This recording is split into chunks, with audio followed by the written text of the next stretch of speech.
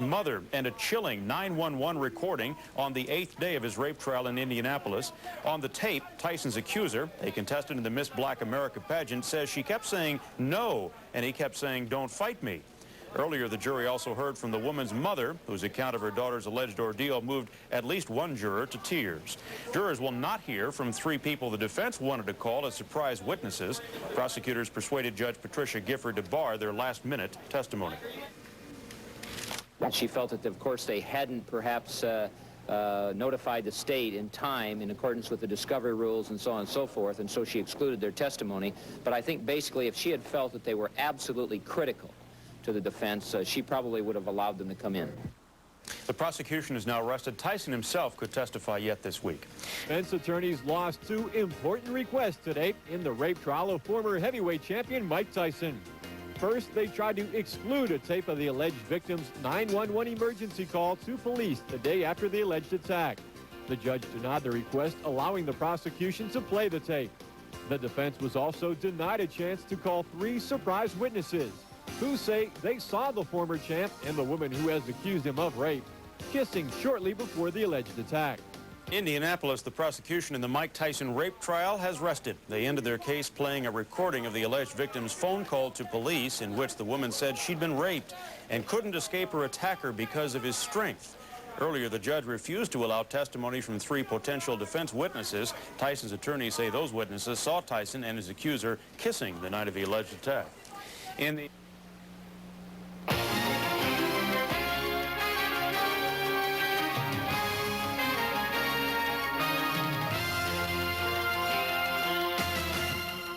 Coming up on SportsCenter, a dramatic testimony and key evidence is heard in a pivotal day at the Mike Tyson trial. Tom, day 8 of the trial of Mike Tyson, and the prosecution has rested its case. Rested its case a little bit earlier this afternoon, Jim. Day 8 of the Mike Tyson trial may go down as the most eventful one in the entire proceedings. It was a day when the jury heard tearful testimony from the accuser's mother. A day when the defense and prosecution clashed over the defense's wish to add some new witnesses in the case. And a day in which a dramatic piece of evidence was heard. Charlie Steiner has the latest from the Marion County Courthouse in Indianapolis. The accuser's mother testified about her arrival in Indianapolis and her first meeting with her daughter after the alleged rape. It wasn't her, she said. She was just going through the motions. I was trying to make her smile. I asked her if she wanted to pull out of the pageant. She said, "No, Ma, I've come this far." The accuser's mother was asked about her daughter's behavior once they returned home. She wasn't herself anymore. She secluded herself in her bedroom. The mother quoted the daughter, "I'm not Dee anymore. Dee's gone, and she's not going to come back." The mother also testified through tears and in a wavering voice, she has nightmares. She sees his face. She's scared, and she relives this nightmare over and over again. "I just want my daughter back." The only cross-examination that Chief Defense Counsel William Fuller could muster was this: "You love your daughter very much, don't you?" "Yes, I do," she replied. With that, no further questions from the defense. The accuser's mother left the court. The jury took a collective sigh. Mike Tyson looked straight ahead. The prosecution rested late Tuesday afternoon, but not before the 911 emergency tape was played on this tape deck in the courtroom. The accuser called the Indianapolis 911 operator at 1:20 Friday morning, July 19th, almost 24 hours after the alleged rape took place. Here now some excerpts from the 13-minute tape heard by the jury. What's the problem? Do you have a problem? Yes, I'm calling to report a rape. A rape? Mm-hmm. I met this person during the day, and I went out with this person in the limousine that night, and the person told me that he had to go in to get his bodyguard and asked me if I wanted to come in for a second, and I said, "Oh, okay, fine," thinking that this was a nice person, and we went in, and the person started attacking me. Not attacking me, but like he being very aggressive, trying to take my clothes off, and I was like, "Oh, I have to leave, I'm not like that." And so the person agreed that, "Okay, fine, it's okay then, you don't have to do anything, you're a nice girl, you're a Christian girl," and things like that. And so I was like, "Well, I just want to get that straight, that I don't want to do anything," and I kept saying it over and over again. And this person went on to say that that's what made him want me more, because I didn't want to do anything. Basically, he's saying, oh, you're turning me on because you're not like the rest of these girls, you're not a city girl. And then the person tried to take my clothes off again and succeeded, and then just basically forced himself upon me. Okay, you did tell him no when you said... Yes, I said no. I asked you about this person. You know him well, or is this somebody you just now met? It's someone that's like famous. Somebody famous? I came out of the bathroom, and this person was in his underwear, and he just basically kind of did what he wanted to do, and he kept saying, don't fight me, and I was like saying, no, get off me, please, get off me, and he was like, don't fight me, and the person was a lot stronger than I was, and he just did what he wanted, and I was saying, stop, please, stop, and he just didn't stop. Yeah, I just feel that people think it's my fault for going in his room, but I was just naive to believe that he was, a nice person. Irregardless to that, you said no. Right? And that's where it should have ended. So, we're at the position now where you need to tell me what you want to do. And then I can help you. Whatever you want to do, I can help you from here. I want to go to a doctor and see if there's anything wrong with me. You follow your heart. You follow your first instinct. If your heart is telling you to do something about it, then do it. Don't let this slide by, because this could scar you for the rest of your life. Now, just because he's a star and all this, that don't mean nothing. He's a person. Yeah, that's what I said to him. So it doesn't matter now. He's done it. And now it's up to you to do something about it. How do you prove something like that, though? Really, now it's your word against his. Exactly. I'm not trying to tell you what to do, but don't be scared. But someone nationally known against someone just like me, a regular person, I mean, people are just going to naturally believe him and think that I'm going for his money or You don't know that. You don't know what might happen.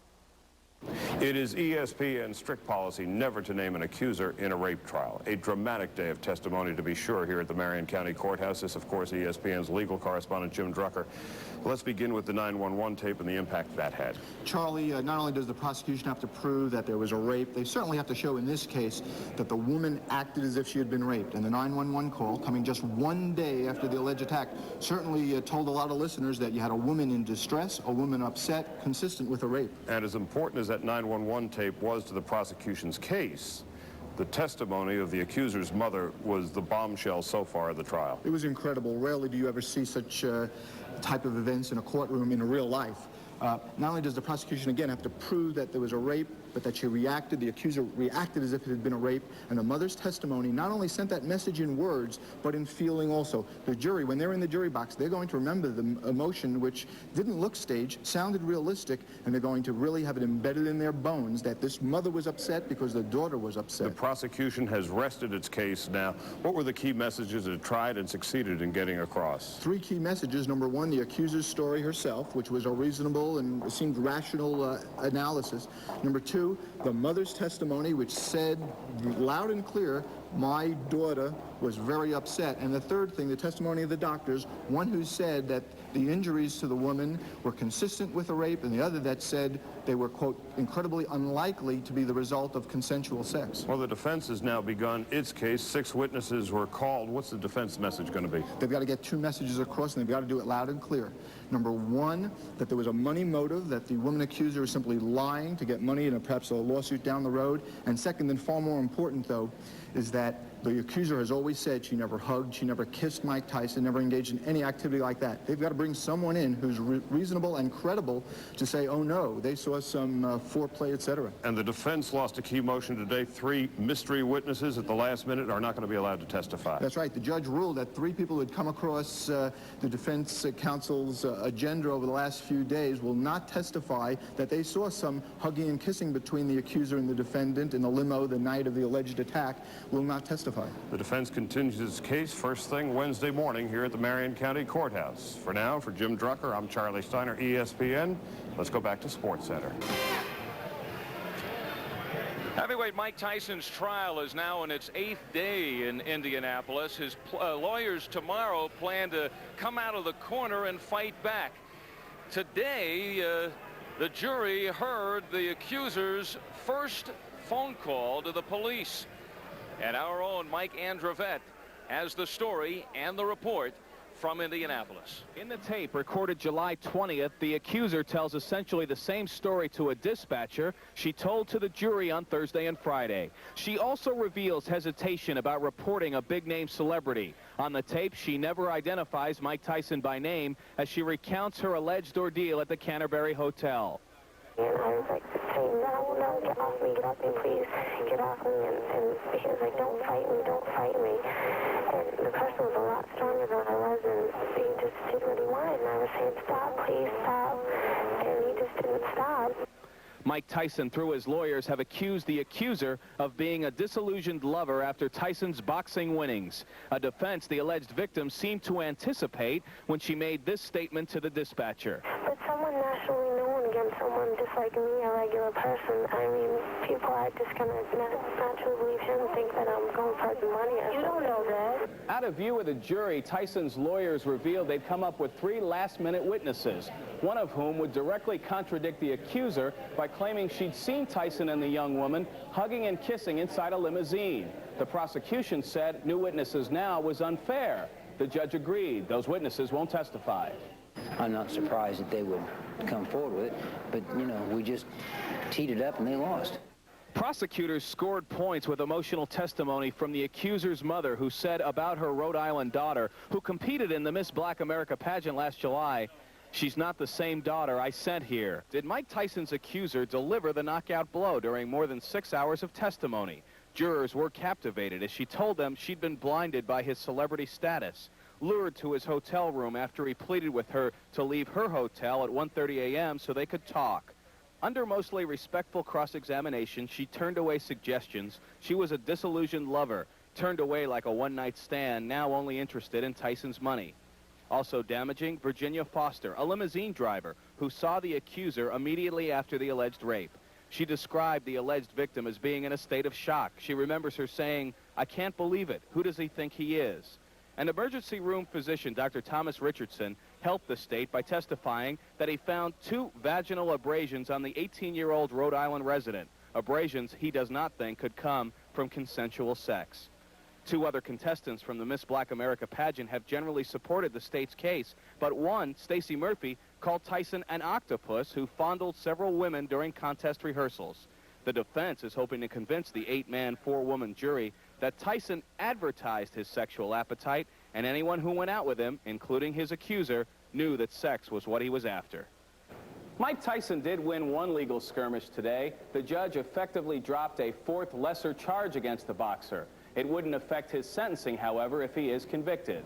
After 6 days and 18 witnesses, the prosecution rested its case, and the chief defense witness, Mike Tyson himself, could take the stand as early as tomorrow.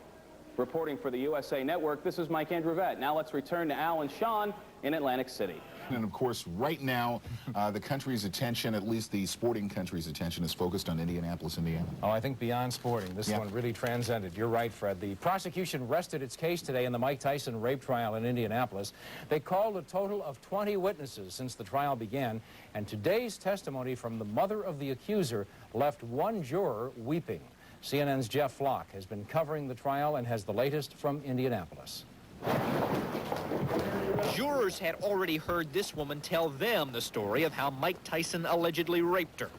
Now they've heard the story she told to this 911 dispatcher a day after the alleged attack.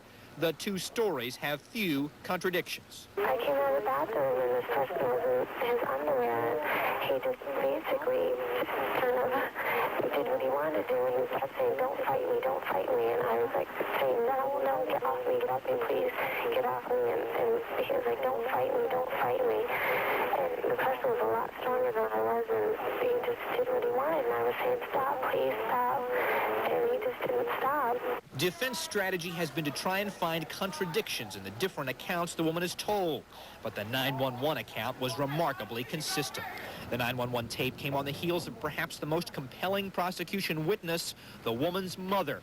Sadly, often tearfully, she described to jurors what her daughter has been like since the attack, secluding herself in her room, having nightmares. She sees this face, the woman said, and she's scared. I just want my daughter back, she sobbed. The defense declined to even question the mother and began its case. Their best effort calling the woman's father and suggesting that he plans to file a civil lawsuit against Tyson if these charges are successful. The defense had taken its first blow early in the day when the judge refused to allow the testimony of 3 women who apparently phoned defense lawyers a few days ago and said they'd seen Tyson and the woman kissing in his limousine the night of the alleged attack. That would conflict directly with what Tyson's accuser said happened, but now at least one of the women, who has requested anonymity, says she's not so sure what she saw. I didn't pay any attention to who they were. I don't know who it was. On the day, the defense took 3 heavy hits and got off to a slow start of its own. By the time it was over, it appeared to many in the court that perhaps for the first time, Mike Tyson has begun to sense the seriousness of the trouble he faces. Tyson headed home, seeming to realize that the next few days will be pivotal in countering the strong prosecution evidence that many legal experts say is strong enough to convict him. I'm Jeff Fox, CNN, in Indianapolis. The defense will now have the rest of the trial until closing arguments to make a case proving Tyson is innocent. Tyson could take the stand as early as tomorrow. The charge of confinement was dropped today due to lack of evidence, but Tyson still faces up to 60 years in prison if convicted on the other 3 counts. Fred? Split decision in Tuesday's round of the Mike Tyson rape trial. The judge dropped a minor charge against the former heavyweight champ, but refused to allow 3 defense witnesses to testify. Charles Ziwi reports the jury also listened to tape recordings. Do you have a problem? Yes, I'm calling to report a rape. Jurors heard a controversial 13-minute 911 tape in which the alleged victim recounted how she was supposedly assaulted in Tyson's hotel suite. I came out of the bathroom and this person was in his underwear and he just basically kind of did what he wanted to do and he kept saying, don't fight me, don't fight me. And I was like saying, no, get off me, please, get off me. And he was like, don't fight me, don't fight me. And the person was a lot stronger than I was and he just did what he wanted. And I was saying, stop, please, stop. And he just didn't stop. Jurors did not hear, however, the police operator urging the accuser to press charges, saying, if he has done it to you, there's a strong possibility you are not the first one he has done it to, and you probably won't be the last. I think this is where the judge says to herself, the tape, let's play it for them and let them make up their own mind. Was she talked into this? Was she not? What did she say about it? What did she didn't? And so on and so forth. So I think here she feels like the best evidence of this, with a couple deletions, probably will be the tape itself, therefore she allowed it in. Earlier, defense attorneys lost a bid to call 3 surprise witnesses to the stand. 3 women who claimed to have seen the former heavyweight champ and his accuser kissing and all over each other shortly before the alleged attack. But Special Prosecutor Greg Garrison said allowing that testimony would be prejudicial and highly suspect since the trio failed to come forward earlier and were friends of Tyson buddies. Judge Patricia Gifford agreed. The most tearful witness to appear so far was the woman's mother, who said her daughter looked terrible the day after her encounter with Tyson and still has nightmares about the incident. She added, she is not the same daughter I sent down here. I just want my daughter back. The defense continues presenting its case tomorrow with the possibility that Tyson himself could soon be on the stand. Charles Ziwi, CNN, Indianapolis. Defense witnesses resumed testifying Wednesday in the rape trial of Mike Tyson. The prosecution rested its case Tuesday after playing portions of a taped phone call the alleged victim made to authorities after the night in question. You're 18, you're considered an adult now. You can make your own decisions. I can't make it for you. Your parents can't make it for you. You have to find these decisions within yourself. Yeah, I just feel that people think it's my fault for going in his room, but I was just naive to believe that he was, a nice person. Irregardless to that, you said no. Right? Before the defense began calling witnesses, the judge threw out a charge of confinement against the former heavyweight boxing champ, who's accused of raping an 18-year-old in his hotel room last summer. Tyson still's charged with rape and criminal deviant conduct. He could face up to 60 years in prison. Mike Tyson's rape trial is expected to resume tomorrow. Early today, fire broke out at the hotel where the jury was being sequestered. Federal authorities are being called to investigate the blaze, which killed 3 people. None of the jurors was injured. Today's court session was put off, but the former heavyweight boxing champion showed up briefly anyway. Security has been tightened at the courthouse, but officials say they've not received any death threats.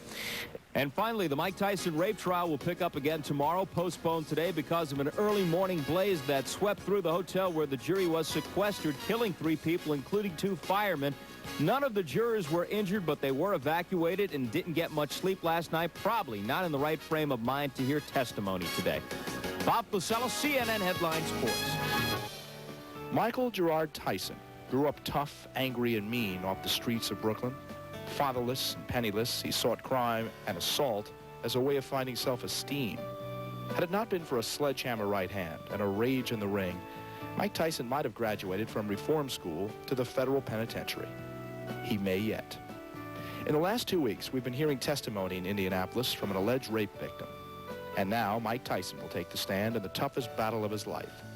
Facing a possible 63-year prison term, Mike Tyson, a reluctant, if not occasionally inarticulate athlete, must convince a jury in ways that mere physical strength cannot, that he is innocent of all charges, and that his dark track record leading up to this case was merely coincidental misconduct. As it stands now, to use the boxing metaphor, he's behind on points, and he needs a knockout. Today we'll discuss the intricacies of a rape case, the defense, the prosecution's contentions, and the possible direction this trial might be headed with the former LA Assistant District Attorney Alex Kessel. Later, a man whose story is not unlike Tyson's, indeed the story of a troubled youth who was discovered in a school for runaway boys by Customato, Tyson's father figure. And like Mike Tyson, Floyd Patterson would emerge as the youngest heavyweight champ in history. The difference, of course, is that Floyd Patterson went from wayward boxer to solid citizenry, dedicating his life for the goodness of sport and himself. We'll also talk about his new role in Razor Ruddock's career.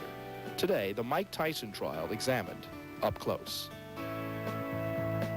Now joining us up close, Alex Kessel. He is a former prosecutor for the District Attorney's Office in Los Angeles. He's represented both sides, both the defense and the prosecution, in the subject of battery, sexual battery, false imprisonment, and rape. In July of 1990, his defense of 3 incoming USC freshmen accused of those charges resulted in their acquittals, so he's aware of the issue of athletes and rape. Welcome. Thank you for joining us. Let's talk and distinguish between date rape and forced rape. There is a difference, and it could impact itself on this particular case, couldn't it? Well, date rape, you typically have the problems of proof. I think clearly when you have an acquaintance rape, that's another word for date rape, you have the problems of the woman, whether she's telling the truth or not, as opposed to forcible stranger rape, where the defense alone can never be consent. With date rape, I think you have the constant problem of the woman being put on trial herself because of her relationship with the accused. In this country, rape is only a 10% convictable offense, apparently, let alone the fact that most women don't step forward. I think there's a rape every 6 minutes in this country. Most women don't step forward because of the shame and the embarrassment, the fear. But only a 10% conviction rate. Why? I think it starts from the beginning. You have probably a very low-level rate of reporting. A lot of women are reluctant to report. Once it gets to trial, many cases are disposed of short of going to trial. And then when you get to a trial, many of them involve date rape. It's the prosecutor's biggest fear is a date rape case. Because the juries are suspicious generally? The juries are suspicious. The women are put on trial. They're fearful. So I think you have a combination of both a perspective from the public and from the woman being reluctant to testify. Interesting piece in the Los Angeles Times on Sunday, I don't know if you saw it, but it said that 2% of the athletes in a survey, college athletes, admitted they had committed date rape. That was 4 times higher, the percentage of non-athletes. Does that suggest that an athlete, generally speaking, obviously you've represented athletes in this particular case, an athlete feels that in some way he's above the law? I don't think they think they're above the law. I think they feel that possibly the school or whoever they play for will back them.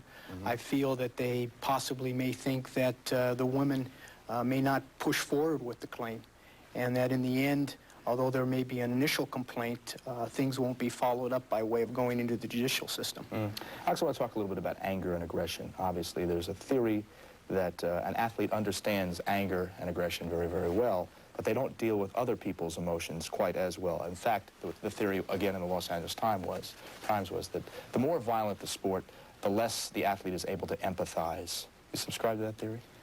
I feel that when you're talking about an athlete who may be involved in a violent sport, his conduct with a woman, you hear always that there are groupies involved with athletes. I think the main thing is that once you have an athlete who's violent, whether it carries over into his private life is a question of whether he, in fact, engages in social interaction with women.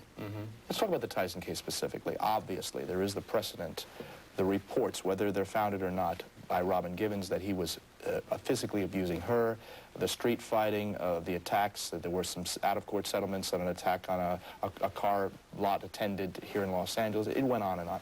But I think one of the most damning quotes ever was attributed to Jose Torres in his book, where he said that Tyson was quoted as saying he liked to hurt women when he made love to them, quote unquote. We'll listen to that now, and we'll also hear from Jose Torres on the legitimacy of that claim in the book, and then we'll respond to it. Here's Jose Torres when he was on our show talking about Tyson's braggadocio approach. You know something? I like to hurt women. This is what you wrote Tyson said to you, when I make love to them. I like to hear them scream with pain, to see them bleed. It gives me pleasure, saying this. And then, of course, he would later say in your book that he'd beat up his wife, Robin Givens, with the greatest punch, quote, this is what you said, greatest punch he ever landed, made her bounce off the wall.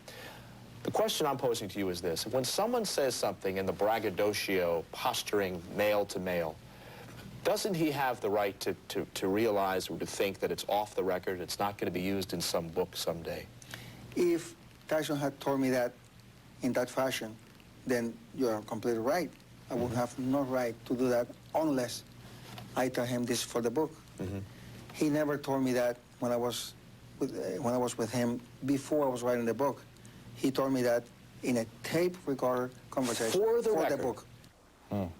Jose Torres talking about what he already had learned about Tyson years ago. This is inadmissible, by the way, in the court in Indianapolis. Alex, my question is this. Subtly, doesn't the jury hear these kinds of things for years? Does it work psychologically on a jury going in? Can they be totally objective? I think absolutely. It's a very powerful statement. I think as a defense attorney, if it ever was even thought of coming into evidence, it'd make your hair stand up on the back of your neck. However, what the concern is for a defense lawyer is whether jurors in their mind have heard of this. Are they asked that at the pretrial?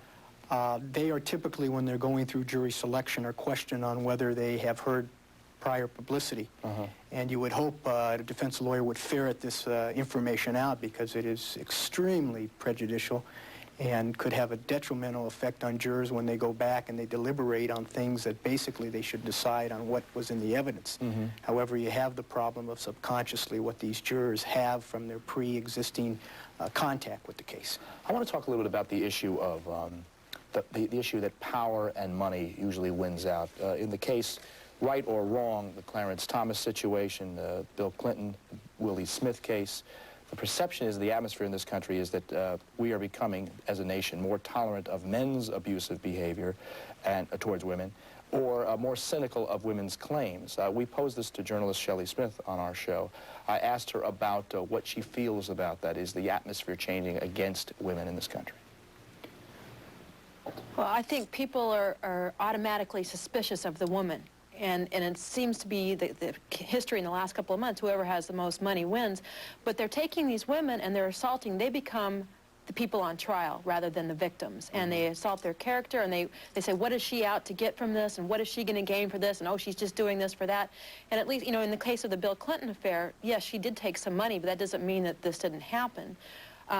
With the woman who's accusing Mike Tyson of rape, she has absolutely nothing to gain by this. And yet, the press, the defense attorneys, everybody is out to attack this woman, attack her character, her past sexual history, and make her out to be the bad guy. Of course, it's the job of the defense attorney to do that, but does she make a good point in a certain sense? I think she makes a point insofar as the woman is basically has to bare her soul.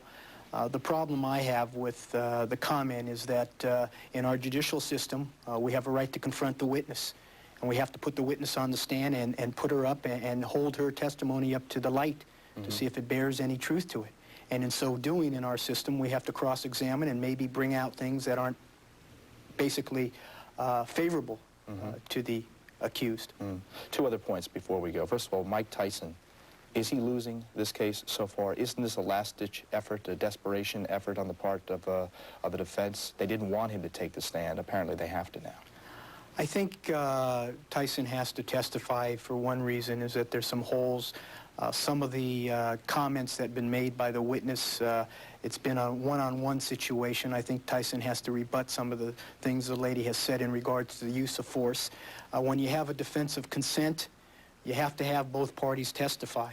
I think in this case, the prosecution has put on some corroborative evidence by way of physical evidence and some other experts that I think Tyson and Tyson alone needs to get up on the stand. Clearly they didn't want him to do this, though. I don't believe so. There was testimony. He's testified once already before a grand jury. That could be hurtful in the sense of the prosecution has a set statement. For inconsistencies. Correct. It can be used for impeachment. Last point, Tyson charged, as we all know, with 4 counts of rape, 2 counts of deviant sexual conduct, 1 count of criminal confinement. It's unlikely that he could be found guilty of, say, deviant sexual conduct and not rape and criminal confinement. Usually, it would serve to notice that rape would have to be involved there somewhere, wouldn't it? That's correct. The deviant sexual conduct is a lesser included and involves basically the same conduct. So if he's found guilty, and this is not your opinion, he will be found, but if he is found guilty, it's almost correct to assume that he could get almost the maximum in a certain sense. Well, I don't know about the maximum, because he's found guilty. The judge has discretion as to the number of years. I believe it's been said that the maximum is 63 years. Then again, at sentencing, it's a whole different hearing where both sides have the opportunity to put on aggravating and mitigating evidence as to the purpose for sentencing. There won't be any community service if he's found guilty in this case. I don't believe so in this case. Yeah. Thank you. Appreciate it. We'll come back in just a few moments. Floyd Patterson, once upon a time in Tyson's camp, in fact, very much like Tyson, discovered by Customato in a boys' reform school, joins us. We'll do it after this. On February 15th, next Saturday night, The Barrage in Las Vegas, also seen on Showtime, Greg Page and Razor Ruddock go at it. Razor Ruddock is trained by the former heavyweight champion of the world, indeed a man who very much paralleled, in a certain sense, the life of Mike Tyson. He is Floyd Patterson, who joins us now. Floyd was discovered by Customato, as Mike Tyson was, in a children's or a boys' reform school, and for a lot of ways, might have had a similar lifestyle, obviously, though it didn't work out in the same ways that it did for Tyson. Obviously, you were able to better yourself, ended up being a New York boxing commissioner, etc. What do you think the biggest difference was in terms of the paths going different ways? Well, perhaps Tyson wasn't with Cuss long enough. I don't know. I was with him for quite some time, many years. I really don't know the reasoning behind it, but I just don't think he was with Cuss long enough. But you saw some redeeming qualities in young Mike Tyson, didn't you? Yes, in the beginning. He trusted Cuss. He had a tremendous amount of confidence in Cuss, and he listened to Cuss quite a bit. Also endured not just Cuss's death, but Jimmy Jacobs' death. I had a chance to talk to Mike Tyson earlier last year, and I asked him what he thought of the rap, quote-unquote, against him being a bad guy was. He talked about himself. Here is Mike Tyson. Yeah, I can be a complete jerk, you know what I mean? There's a lot of things about me that sometimes I don't like. You know what I mean? But the real friends pointed out, you know, regardless if I'm going to kick him in that butt, I'm going to say, never come around me again. Mike, you know you did this. This is the problem. This is your problem. It's not that you hang out all night. It's because you think that you're God or this or that. You know what I mean? Because you got to get caught up. You know, people of position, and this country breeds it. People of position must be treated with respect, and you have to be treated a certain way. And sometimes you get caught up, you know, but we're not God. He said his friends should have pointed it out to him. Does he have real friends, as he defined it, people that really would point out the trouble? Well, let me put it this way. When you have a name and you're making a lot of money, you have no friends. Very, very few. There are people that will act as your friends, and they'll be your friends as long as you have the money and the popularity. The power. Right. Kevin Rooney had a theory, of course, formerly trained Mike Tyson, about where, quote, Tyson went wrong. And incidentally, this is not to assume he is guilty in this case, but clearly Tyson's not the fighter individually in terms of character that he was maybe 3-4 years ago. Yeah. Rooney had his theory. I want you to listen to Kevin Rooney and we'll react to it. Kevin Rooney is former trainer. I maintain that once Jimmy died, that's when the things started to unravel. That's when the women started in on Mike and started, bugging him up. You're the boss and this, that, all for their, what's the word, monetary reward. And Don King was right behind him right in the beginning. Don King made his first move at the weight. So that's when it started to unravel. And then, I'm surprised at Mike. Mike, I thought me and Mike were like, had that.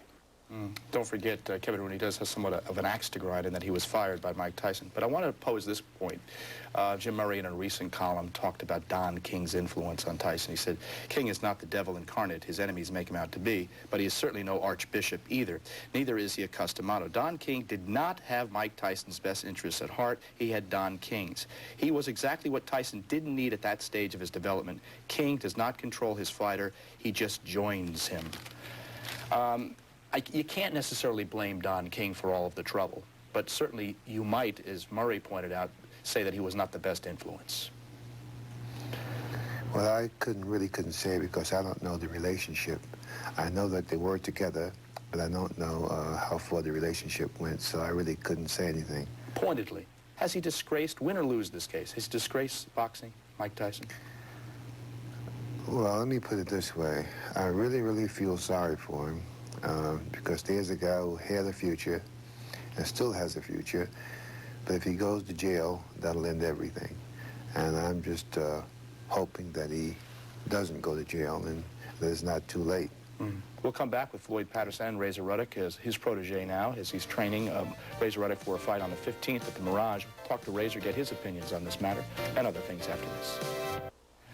As we said before, Floyd Patterson is now training, the trainer of Razor Ruddock, the last man to fight Mike Tyson. Razor Ruddock now joins us up close. We're going to talk a little bit about the developments both in the Tyson trial and for boxing. Do you feel that Tyson's braggadocio, even profane approach says something about himself inwardly? Well, the way I think about Tyson from always, the reason why I never lash out of his remarks when he tried to disgrace me on television is because I figure it's his own insecurity.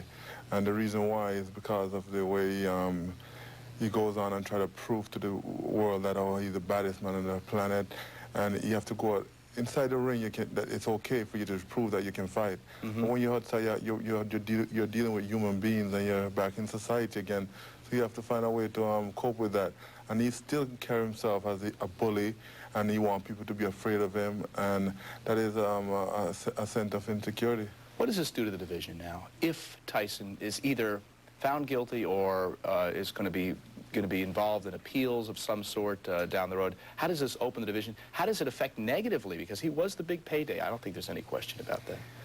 Well, it doesn't look too good for boxing, for a fighter to have gone that route. If he is bailed out or if he's appealing a guilty verdict, should he be allowed to fight, Floyd? Well, I feel that he should be allowed to fight until proven guilty. What does this do to the sport, do you think, Razor? Well, it doesn't do good for the sport because now a lot of people are going to be looking at boxers figuring that they're this kind of, they're rapists or they're some kind of evil people. And I know generally most boxers are good people because Floyd is a good guy, I'm a good guy, Muhammad Ali is a champion, was a great fella, and we don't really have to carry that violence out of the ring into society, and there's only one person who's making the whole basket of happy bad. It's interesting that someone made the point that the more aggressive and the more violent the sport, the less empathy the athlete has for the individual. Do you buy that, Floyd? Say it again slowly. That in some way, that if the sport itself is violent, the athlete in that sport, the more violent the sport is, the less the athlete has empathy, compassion for the other person. And boxing, of course, is the most violent sport. I would say so. You think that's true? Yes. What about the fact, Razor, that this has now given the sport a quote, black eye, and that I know you said it's obviously not helped the sport, but can it really recover from a heavyweight contender or former champion if, in fact, he goes to jail on these charges? I think so. I think there's always hope for anything because we definitely need help on this planet right now anyways, but that's a different story. But I think we will recover from this if he does go to jail because we have some major name in the boxing game, not only me, Evander Holyfield is holding the title right now, and I figure putting both of us together would really be good for the boxing game. February 15th, he has another fight, Razor Ruddock does, and Floyd Patterson will be training against Greg Page at the Mirage and on Showtime. Thank you, gentlemen, for joining us.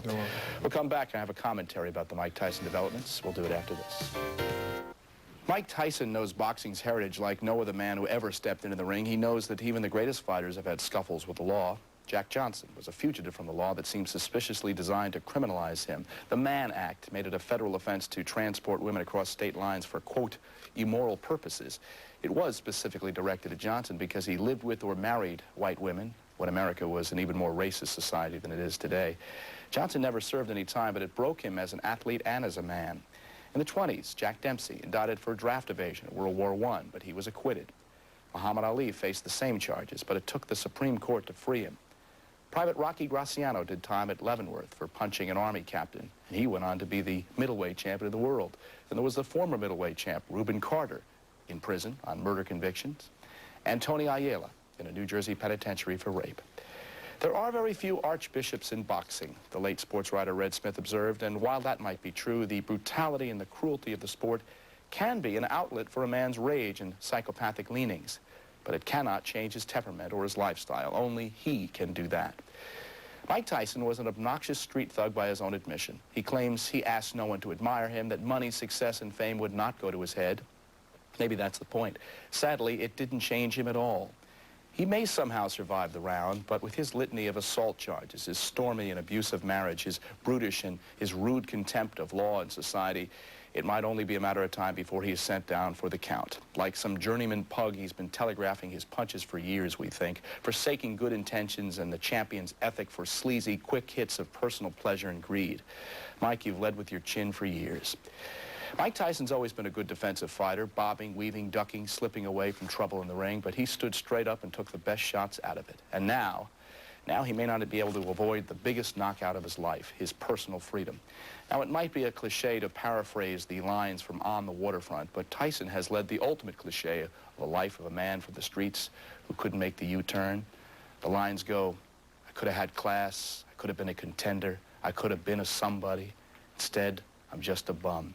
Now, it may be harsh, it's only a line from the script, but it seems like an apt definition of a gifted athlete whose career in life seems spiraling downward. All the lawyers and the bodyguards and the handlers can't help you now, Mike. Don King, who's been through this way before, can't help you either. And if you survive the latest round, you can make the comeback of your life in fulfilling all of what you ought to be.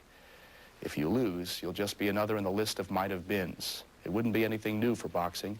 The sport would just suffer another blow. We want to thank our guests, the attorney Alex Kessel, for joining us, also former heavyweight champion Floyd Patterson and Razor Ruddock, a top contender in the boxing division. Coming up tomorrow, John Mackey, just recently elected to the Hall of Fame. That's tomorrow up close. We'll see you then.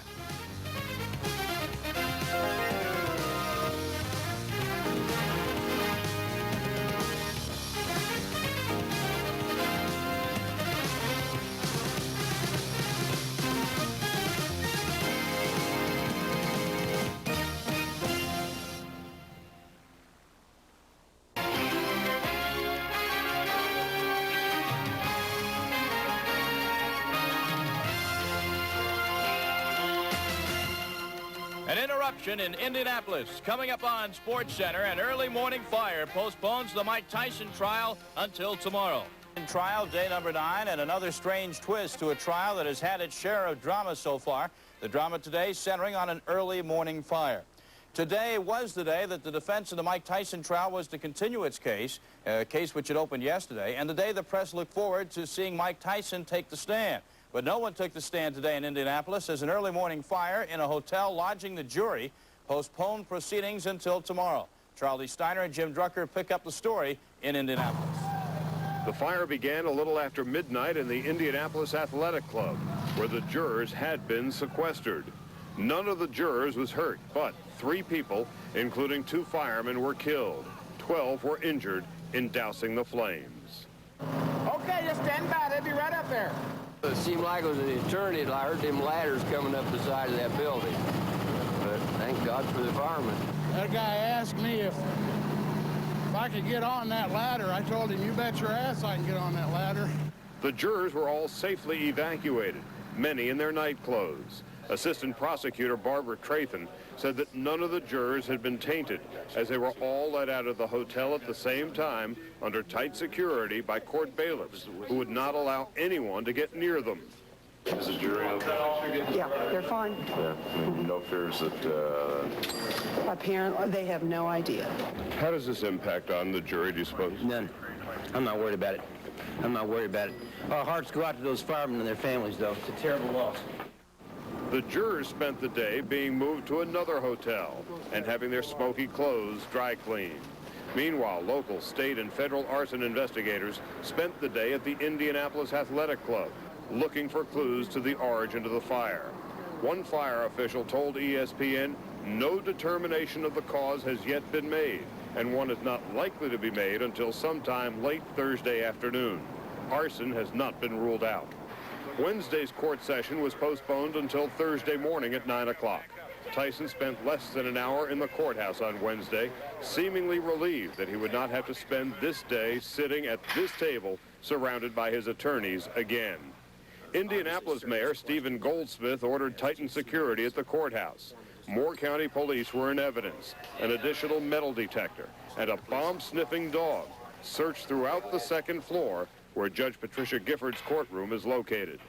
Meanwhile, the flag outside the courthouse flies at half-staff for those killed in the fire at the hotel in which the jurors had been staying.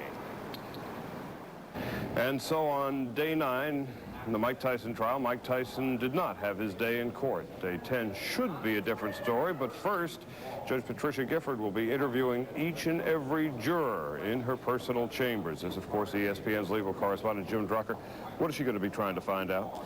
Charlie, this is such a bizarre situation. She's simply going to ask the jurors one-on-one with one lawyer for the prosecution, one of Mike Tyson's lawyers present. She's going to ask them one thing. Can you still give Mike Tyson a fair trial, or are you so overwhelmed with emotion, because this is a trying experience, that you can't give him a fair trial? Can you listen to the evidence? Can you deliberate without worrying about the fire, and can you put it behind you? If each juror answers that they can put everything behind them, then the trial will simply go on. There is a chance that one or a number of jurors might be so emotionally distraught that they won't want to have any part of the trial. In that case, it's up to the judge to decide if that's the case, and she could excuse that juror. If, however, she would excuse 3 or more jurors, they wouldn't have the minimum of 12 jurors necessary, and then the case would have to start all over. Now, what about the possibility of a mistrial? And there has been some talk that the defense is at least contemplating that motion. Well, they have to be thinking about it, because if there was a mistrial, they'd start all over, and delay always helps the defense. But in reality, it's going to be up to the judge to evaluate simply one question: does she still have at least 12 jurors who are still impartial and not overwhelmed by the happenings of the fire? Let's talk about the psychology of the trial for a moment. It seemed the prosecution really had a lot of momentum going with the 911 call and the accuser's mother yesterday. Now, all of a sudden, there's 24 hours for the jury to think about things other than the trial. Suddenly, a fire roused them out of bed in the middle of the night. Does this fire help or hurt one side or the other? Well, actually, I think it actually might have a minimal effect for the defense. As you were saying, they were just engrossed yesterday with the testimony of the mother of the accuser and the 911 number, and this just puts one day apart from Mike Tyson's primary case. Not a big advantage, but maybe a little teeny one, yes. Well, indeed, the momentum has perhaps swung to the defense, at least a little bit, by a fire at the Indianapolis Athletic Club. That's going to do it from here, from the Marion County Courthouse. For Jim Drucker, I'm Charlie Steiner, ESPN. Let's go back to Sports Center. Thank you, gentlemen. Meanwhile, in Catskill, New York today, an ugly outgrowth of the proceedings in Indianapolis, a billboard honoring Mike Tyson in his adopted hometown was defaced with graffiti referring to the ongoing trial in Indiana. The vandals are still at large, according to police. Tyson moved to Catskill, New York at age 13 to train with the late Cus D'Amato. Talk a little bit about Mike Tyson now. This was the day that the defense in the Mike Tyson rape trial was to have taken over and tried to get its point across, but that is now going to have to wait. The delay has been caused by a tragic and deadly fire in the dwelling where the jury has been sequestered. CNN's Jeff Flock has more from Indianapolis. This three-alarm fire killed 3 people, injured 12 others, and may have done irreparable harm to Mike Tyson's rape trial. Okay, just stand by. They'll be right up there. The fire burned the Indianapolis Athletic Club, which just happened to be where Tyson's jewelry was sequestered. These 2 firefighters and a hotel guest are dead, and so too may be the trial. File for a mistrial? I have no comment, gentlemen. They're not saying it, but Tyson's lawyers will consider asking for a mistrial, even if jurors say they weren't biased or any way affected by the fire. They will be asked. The defense fears that jurors have been exposed to comments about the trial during the fire, or even that they blame Tyson's associates for it. It's not what they say, it's what they don't say. We don't know. They could say there was no problem, there's no connection with the fire and the case and so on and so forth. But how do we know, Judge? How do we know that's the case? The one-day delay is no problem, says the prosecution. I've interrupted a night's sleep, then they'll probably be better off for it. Believing that they have made a strong case against Tyson and now have him on the ropes, prosecutors say they believe the fire did no harm. Mrs. Jury, okay? Yeah, they're fine. They have been moved to another location, which obviously I cannot disclose to you.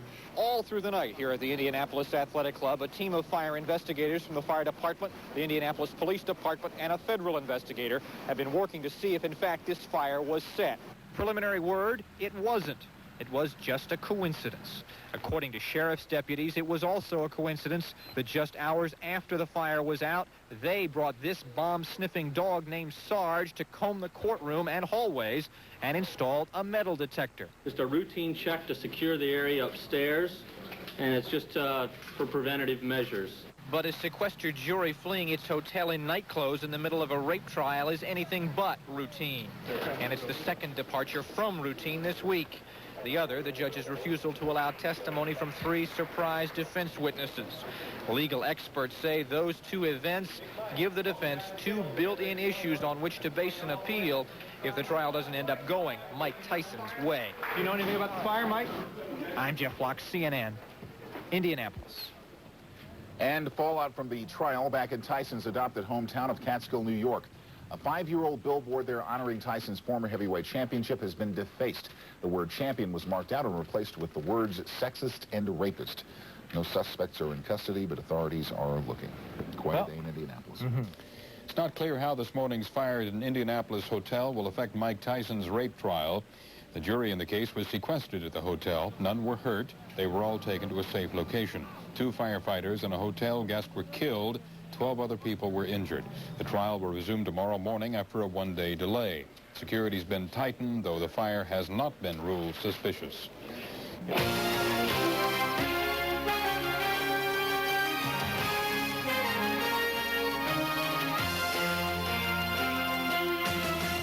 Indy, it's battling back for Tyson and the defense. The Tyson trial, it started with a jury change after Tuesday's fatal fire. A black juror reportedly asked to be removed and was replaced by a white alternate juror. Both were male. When the trial restarted, Tyson's side began counterpunching. Yes, it did. And Charlie Steiner recaps Wednesday's proceedings, a day featuring testimony from 4 more Miss Black America contestants.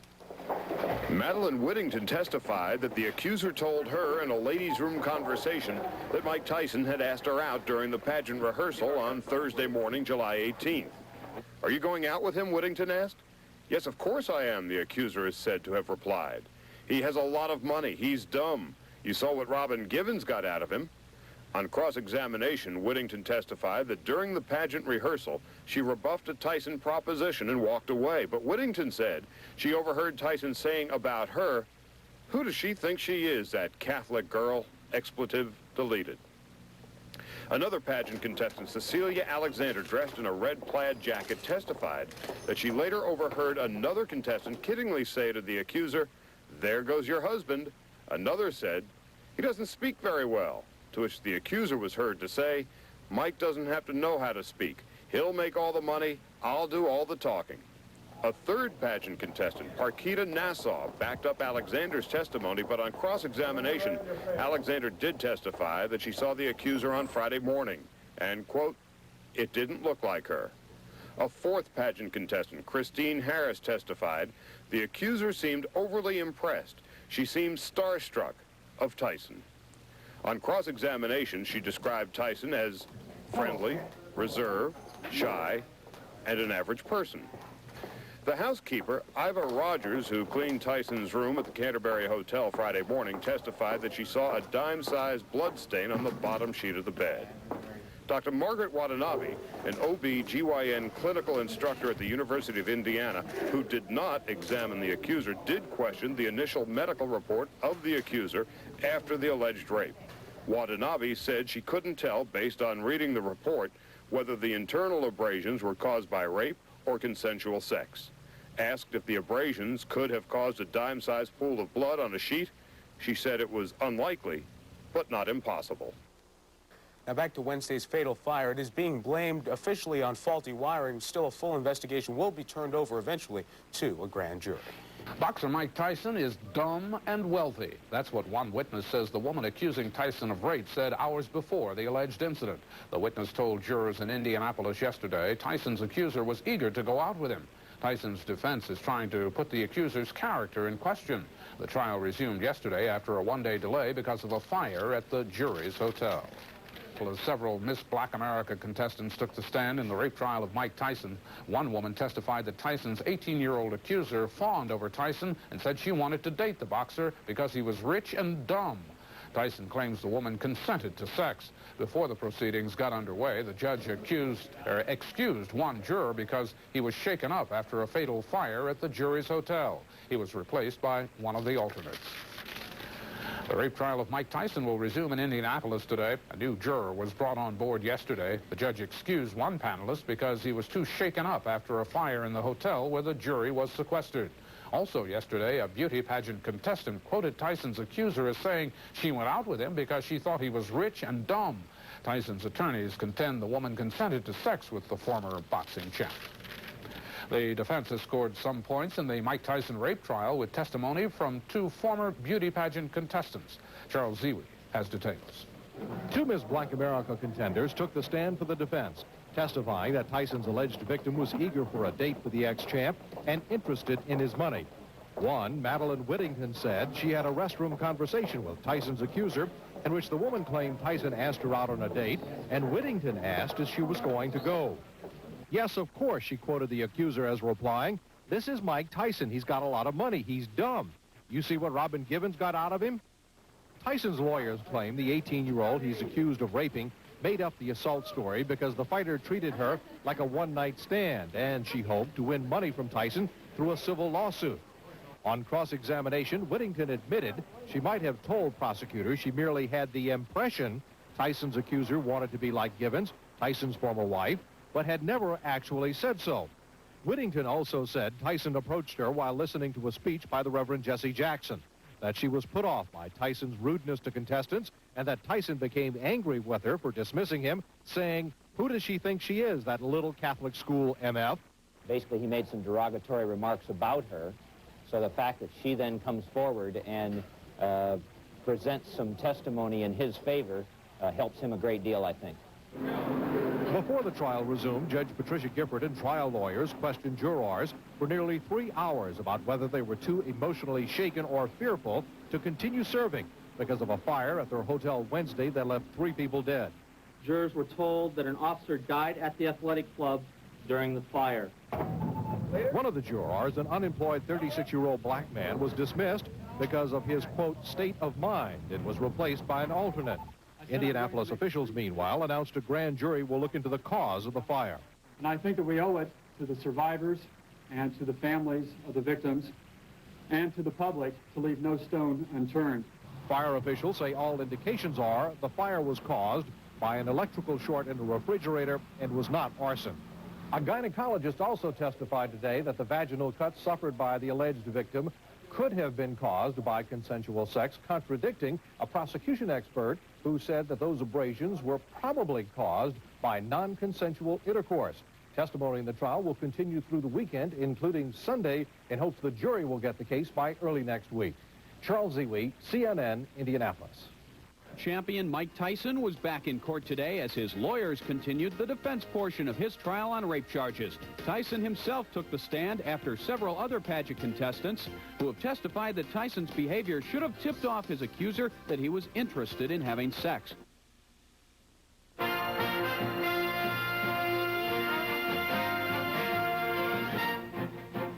Headline News, I'm Chuck Roberts. In a dramatic but not unexpected move, boxer Mike Tyson has taken the witness stand today to refute rape charges against him. Speaking in a quiet voice, Tyson talked about the turn of events that took him from a Brooklyn reform school to the top of the boxing world. And he described meeting pageant contestants during a dance rehearsal, saying they were excited and screaming. He said he was directed to touch and play with them. Tyson is accused of raping one of the contestants in his hotel room last summer, but he's maintained they had consensual sex. A group of about a half dozen men calling themselves Men Against Rape protested outside the courthouse today, marching with signs. At one point, they argued heatedly with Tyson supporters. If convicted, Tyson faces 60 years in prison. This is Ron Hyde, CNN Headline Sports. Mike Tyson took the witness stand in his own behalf this afternoon in Indianapolis, defending himself against charges he raped a Miss Black America contestant last July. Earlier testimony Friday included another contestant saying that Tyson hustled women for sex at a rehearsal before the pageant. The defense is trying to show that Tyson's flagrant come-ons to the contestants should have tipped off his accuser that he was interested in having sex. Mike Tyson took the stand at his own rape trial this afternoon, and he's expected to resume his testimony tomorrow. The former heavyweight champion of the world is charged with raping an 18-year-old beauty pageant contestant last summer. He's admitting having sex with her, but claims it was consensual. Here's an update live from Charles Ziwi in Indianapolis. In court, the champ took the stand late this afternoon in his rape trial to deny charges that he raped an 18-year-old beauty contestant. He said the woman never said no. Speaking in a voice barely above a whisper, the ex-champ flatly contradicted his accuser's claim that he tricked her into going to his hotel room where he raped her. Tyson said he asked her out on a date at a pageant rehearsal and that she agreed, and he said, quote, "We'll go out to a movie or a dinner, but that's not what I have in mind. I want you." And he said he explained to her point blank, "I wanted to F." Sure, he quoted her as saying. The boxer said she then gave him her phone number and he picked her up in his limo where the two smooched before going to his hotel, where he said the two then engaged in extended foreplay before having sex. Tyson said the 18-year-old voluntarily disrobed and he did not rip her clothes off, as the prosecution and the alleged victim have claimed. He also said that at no time did she ever tell him to stop. She never told me I hurt her, he said. Nothing. And Tyson said the woman became angry when he refused to walk her down to the car. The defense has claimed that she got angry and invented the rape charge after he treated her like a one-night stand, that she then decided to go after him for some money. This is Charles Ziwi reporting live from Indianapolis. This is Ron Hyde, CNN Headline Sports. Mike Tyson took the witness stand in his own behalf this afternoon in Indianapolis. Tyson said he asked his accuser for a date during a rehearsal and that she responded by asking Tyson to call her. Tyson said he mentioned sexual activity and didn't receive any adverse reaction from the accuser. Said the accuser even provided the telephone number of her hotel and the number of her hotel room. Prosecution will begin its cross-examination of Tyson on Saturday.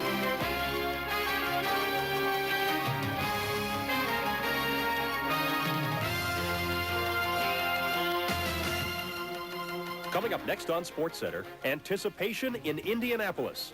Mike Tyson, will he or won't he take the witness stand? Bill, we lead off with day 11 of the Mike Tyson trial in Indianapolis, the day that most people have been waiting for one big reason. Because shortly after 4 p.m. Eastern Time today, Mike Tyson took the witness stand to defend himself on charges of raping an 18-year-old beauty pageant contestant last July. The testimony was graphic and was riveting. We'd like to advise you that the following report may not be deemed suitable for younger viewers. Mike Tyson testifying for some 90 minutes on his own behalf today. Again, some of the language in Charlie Steiner's upcoming report is extremely graphic, so a friendly reminder that some of the material in this report is rather harsh. Charlie? In his soft-spoken voice, Tyson contradicted nearly every key element of the accuser's story and the prosecution's case in an hour and 20 minutes of direct testimony, questioned by Chief Defense Counsel Vincent Fuller. Talking about his behavior with contestants at the Miss Black America pageant rehearsal, Tyson said that he was directed to, quote, touch them, play with them, hug them. His first words when he met the accuser were, "You want to go out?" He said she replied, "Yeah, sure." Later at the rehearsal, Tyson said the accuser suggested they go to a dinner or a movie. Tyson said he then replied, "I want to be with you." I explained that I wanted to expletive her. She said, "That was kind of cold." Then she said, "Sure, just give me a call." Tyson testified that he had dinner with the Reverend Jesse Jackson that night, went to a concert, and then drove to the Omni Hotel, where his bodyguard called the accuser. Tyson got on the phone, and after a 10-minute conversation from the limo, he says he succeeded in getting her to come downstairs. When she got in the car, Tyson testified, "I kissed her and she kissed me too." He also testified that his bodyguard got into the front seat. Tyson said he and the accuser were kissing and touching in the limousine. And once they reached the Canterbury Hotel, Tyson said that he, his bodyguard, Dale Edwards, and the accuser went inside. The accuser, of course, testified that Tyson got her back to the Canterbury under the pretense that he had to pick up his bodyguard. Once in room 606, Tyson said they were talking and kissing. All the while, he had his hand on her leg. Tyson testified, "I don't remember her going to the bathroom. I slid her down the bed while kissing her. She undressed herself." Tyson continued, "I was having oral sex with her. She asked for intercourse." After the sex was finished, Tyson said he offered to have her stay. She declined. He said he didn't want to walk her downstairs. In the final minute of direct testimony, Tyson testified, "She never told me to stop. She never said that it hurt. She never said no." Tyson then left the courthouse, apparently satisfied with his first day on the witness stand. And so on day 11 of the Mike Tyson trial, Mike Tyson finally got a chance to tell his side of the story. He was on the witness stand from about 4 o'clock Eastern time until 5:20, an hour and 20 minutes of testimony. And ESPN's legal correspondent Jim Drucker, along with me, had a chance to take a look at that testimony. What was your immediate assessment? Well, I think Mike Tyson did well, but you'd expect that, Charlie. It's his own lawyer feeding him his own questions. In fact, the lawyer really led him sometimes, almost anticipating the answers by asking it in the question. For example, he said, "Did you then drive over to the hotel in the limo?" And Mike only had to sit back and say yes or no. In fact, there were a lot of objections that it wasn't really so much Mike Tyson testifying, but his lawyer. But there were so many discrepancies in his story as compared with the accuser's story. It looks as if it's going to be up to the jury to say, who do we believe? Oh, absolutely. You know, when it comes down to this case, much like the William Kennedy Smith case, you take a look at the facts that he presents, take a look at the facts that she presents, and then you look at the surrounding data to see which are the other testimony. For example, there was some testimony today. Mike Tyson said that 3 people went up in the elevator to the hotel room: his bodyguard, the accuser, and Mike Tyson. Well, I think we heard last week, if we can remember back that far, a lot of hotel employees saying things like, "Oh, we're not sure who went into the elevator." I think even one employee said she thought, wasn't exactly positive, that it was only 2 people in the elevator, and that would always tend to support her story. Tomorrow, the all-dramatic cross-examination by Greg Garrison. What do you expect? Well, it's easy. Greg Garrison has been saying all week long, and for as long as I remember speaking to him, that he thinks Mike Tyson has 2 personalities, a mild, meek guy, and then, when a woman gets him upset, a very angry man. So he has one goal. He wants to turn Mike Tyson from a calm, subdued man he was today to an angry fighter. You know, Garrison had Tyson almost in a quicksand pit up to his waist. He got halfway out today, but I think by 12 noon on Saturday, we'll know what's going to happen. And quickly, when do you expect the jury to get this case? Jury should get the case midday Sunday at the latest, and they'll sit down and they'll start talking it out then. And we'll be here throughout. For Jim Drucker, I'm Charlie Steiner, ESPN in Indianapolis. Let's go back to Sports Center. Thank you, gentlemen. Be advised, our ongoing coverage of the Tyson trial continues on Sports Center throughout the evening and, of course, all weekend long. Prosecutors are expected to resume cross-examining Mike Tyson tomorrow. Today, the boxer testified for almost an hour and a half in his rape trial. Tyson said he told his accuser he wanted to have sex with her, and she agreed to return to his hotel room. He said the 18-year-old consented to sex, and he denied using force in any way. Was the day that Mike Tyson took the stand to tell his side of the story in the alleged rape of an 18-year-old beauty pageant contestant. And as expected, his story was quite different from that of his accuser. CNN's Jeff Locke has today's testimony from Indianapolis. Mike Tyson walked into the courthouse in Indianapolis and did what his defense team hoped he would never have to: take the stand in his own defense. In an account that was likened to a Reader's Digest version of what happened in this hotel room July 19, 1991, Tyson said his accuser willingly participated in sex. Under far from intense questioning from the man who has masterminded Tyson's defense, Vincent Fuller, Tyson was asked, "At any time did you force the alleged victim to engage in sex?" "No, I did not," said Tyson. "I didn't violate her in any way. She never told me stop. She never said it hurt. She never said no." Well, it sounds a little bit like what you hear in a Perry Mason case in some ways. And attorney analyst Mark Shaw says that's not enough detail to convince a jury. What that does, frankly, is to put Mike Tyson under incredible pressure tomorrow with cross-examination, because not only did he not allow Mike Tyson really to get into his own words with his testimony, but he did not prepare him very well for cross-examination tomorrow. Instead, the defense spent time introducing evidence like these pictures to paint their client as a man who came to the Miss Black America beauty pageant and made it clear to everyone he wanted sex.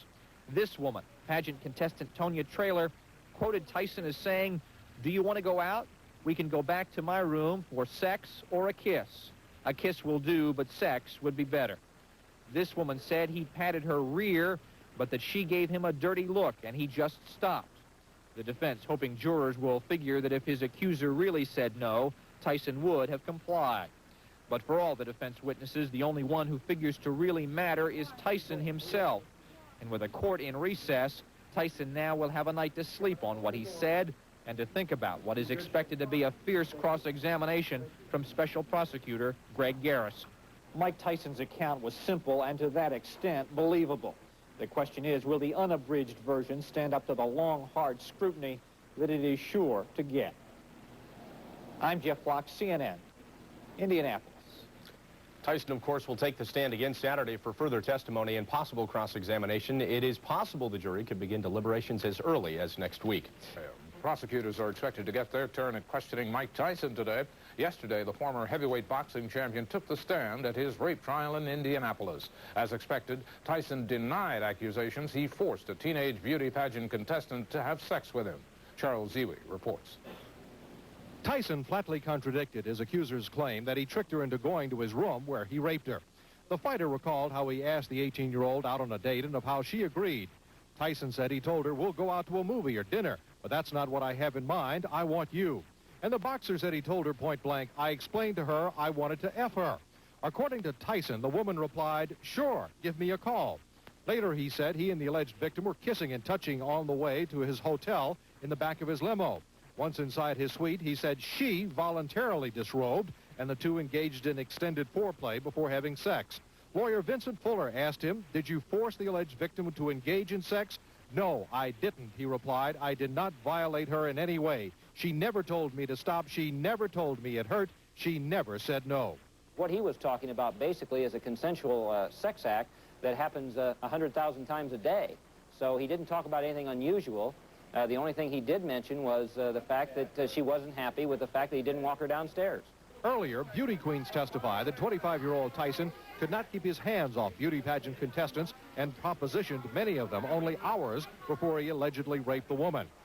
Tanya Traylor, Miss Black Florida, testified. Tyson asked contenders, "You want to go out? We can go back to my room for sex or a kiss. A kiss will do, but sex will be better." Tyson's lawyers claim the woman who is accusing him of rape made up the story after being treated like a one-night stand. No, no. Outside the city-county building, a half-dozen men calling themselves Men Against Rape marched with signs while the testimony was underway.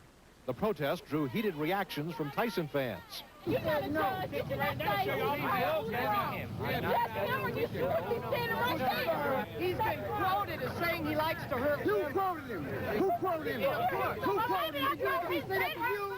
Tyson could face 60 years in jail if convicted on the rape and deviant conduct charges. He is scheduled to return to the stand on Saturday.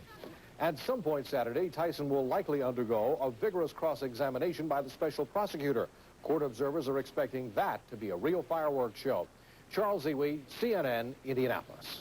We'll take a swing at boxer Mike Tyson when his rape trial resumes in Indianapolis today. Yesterday, Tyson testified that his accuser consented to having sex with him last July. His testimony contradicts the 18-year-old woman's testimony. If convicted, Tyson could face up to 60 years in prison. Prosecutors in Mike Tyson's rape trial tried to punch holes in his testimony today. They sought to underscore differences with what he told a grand jury last year. The former heavyweight boxing champion has testified he made it clear to his accuser he wanted sex. Singer Johnny Gill took the stand after Tyson today and backed up that claim. Also testifying today were the other contestants from the Miss Black America pageant. The defense tried to point out discrepancies between what Tyson's accuser told them about the alleged attack and her own testimony. For a second day, Mike Tyson took the stand in Indianapolis to defend himself against rape charges. Prosecutors cross-examined the former champ, pointing out discrepancies between what he told jurors on Friday and what he told the grand jury last summer. Mike Tyson's lawyers are trying to show his accuser can't keep her story straight. Today's lawyers questioned two acquaintances of the woman who says Tyson raped her. Questioning focused on how the woman's story apparently changed between the night in question and her day in court. Earlier, during cross-examination, Tyson held to his claim that the woman consented to sex. Singer Johnny Gill backed him up. He says he heard Tyson talking to the alleged victim and clearly stating he wanted to have sex. One legal expert says Tyson did a good job on the stand. I think they were watching not only what he said, but what he didn't say. I thought he made a very good impression in terms of how he told his story. He used "I don't remember" or "I can't remember" very well. A jury sometimes will look at that kind of problem with inconsistencies. If they believe the witness is lying about something, that's one thing. In this situation, I think they just plain thought he forgot some of the things, and I thought that was permissible. If convicted, Tyson could spend up to 60 years in jail. Defense attorneys in Mike Tyson's rape trial are presenting their case in Indianapolis today. Two Miss Black American contestants took the stand following testimony from the boxer himself and singer Johnny Gill. Jeff Flock reports on what Tyson said under oath. Mike Tyson came to the City County building here in Indianapolis this morning to remount the witness stand. He got on the stand yesterday to tell his story in his own words, and today he came in to face cross-examination. The prosecutor kind of went fishing today and caught the wrong fish, I believe. Greg Garrison's tactics were apparently to try to uncover this black side of Mike Tyson and show that to the jury. I don't think he succeeded. Okay, he got up on that witness stand. How did he look to you? How did he come across? More importantly, how did he come across to the jurors, do you suspect? Well, I watched their faces very carefully. I think they were watching not only what he said, but what he didn't say. I thought he made a very good impression in terms of how he told his story. He used "I don't remember" or "I can't remember" very well. A jury sometimes will look at that kind of problem with inconsistencies. If they believe the witness is lying about something, that's one thing. In this situation, I think they just plain thought he forgot some of the things, and I thought that was permissible. The most explosive thing that I suppose he said was his indication that he said at one point, I think, I had intentions of doing it with her in the limousine. And the prosecutor asked him, why did you think that? And he said, because of our discussions earlier. Do you think that made a point with the jurors?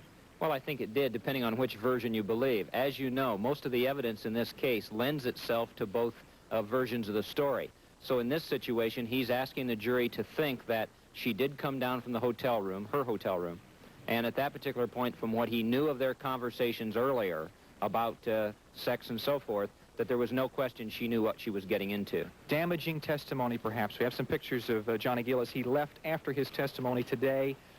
He testified that he had overheard Tyson make a blatant sexual reference to this woman, that she had reacted favorably. How damaging testimony is that to the prosecution? Might be the most explosive testimony in this case for the defense. Johnny Gill is respected, well thought of. I could tell the jurors liked him.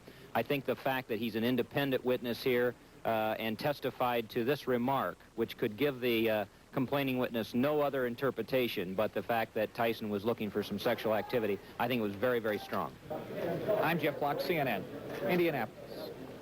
It's been another day of testimony that at times has been graphic and shocking at the Mike Tyson rape trial. Tyson himself faced some verbal punches from the special prosecutor this morning. It took a little more than an hour for Greg Garrison to try to punch holes in Tyson's claims. He made it pretty clear to his accuser what was on his mind after a beauty pageant rehearsal last summer. Singer Johnny Gill, who was also at the pageant, testified after that. He also backed up Tyson's testimony and says he overheard Tyson talking to the accuser about going on a date. One legal expert says Tyson's side may have scored some points today. He's asking the jury to think that she did come down from the hotel room, her hotel room, and at that particular point, from what he knew of their conversations earlier about sex and so forth, that there was no question she knew what she was getting into. 2 other beauty pageant contestants also testified. Both claimed Tyson made passes at them.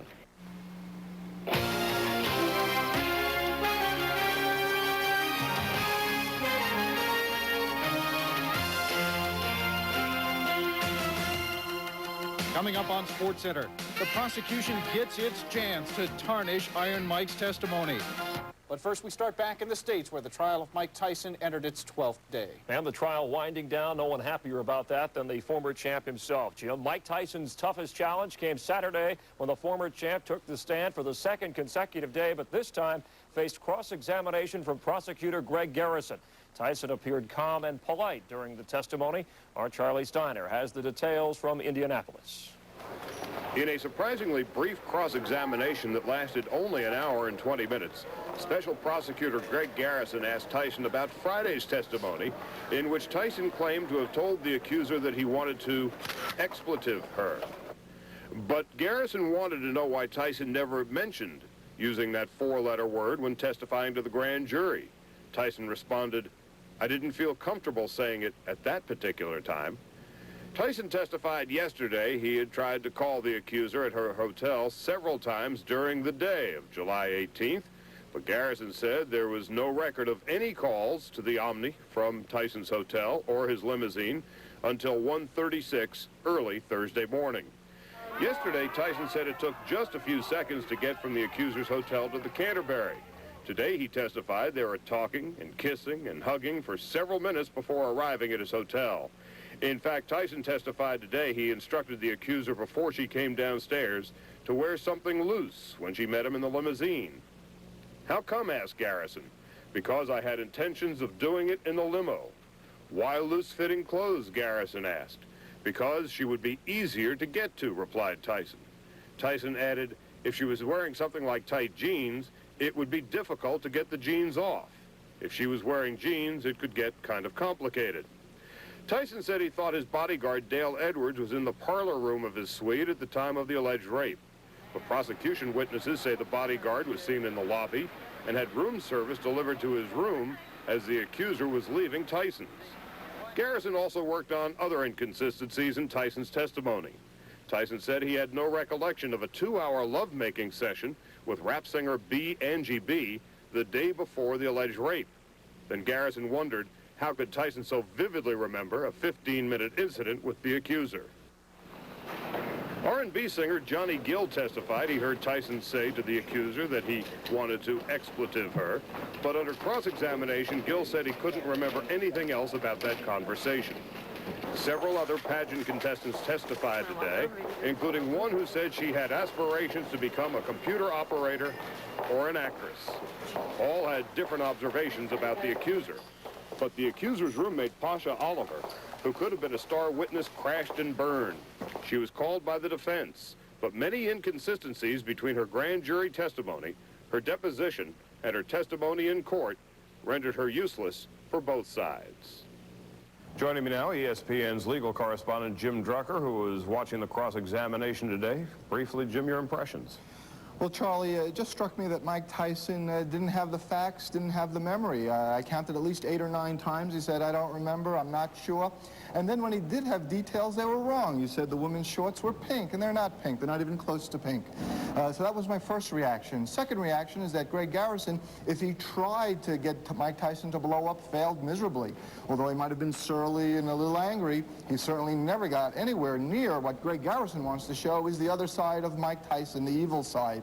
The anger side. Didn't get there. But what about the specific inconsistencies that Garrison was able to hammer home? Well, I think the biggest one of all of them is where was this bodyguard?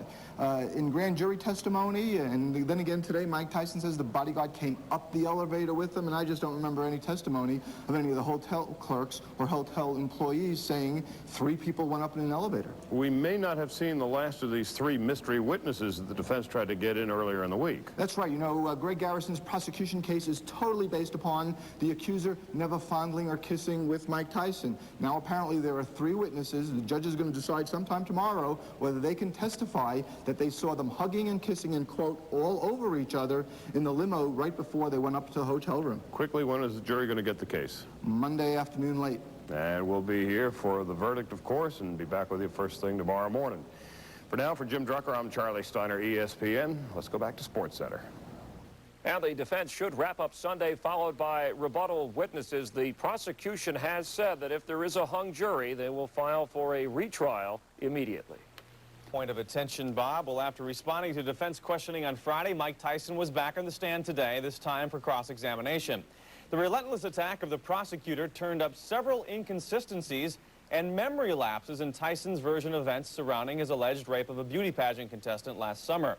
Beyond agreeing they had sex, Tyson and his teenage accuser have some major contradictions in what really happened on July 19th. CNN's Jeff Flock has the latest from Indianapolis. Mike, are you ready for Garrison?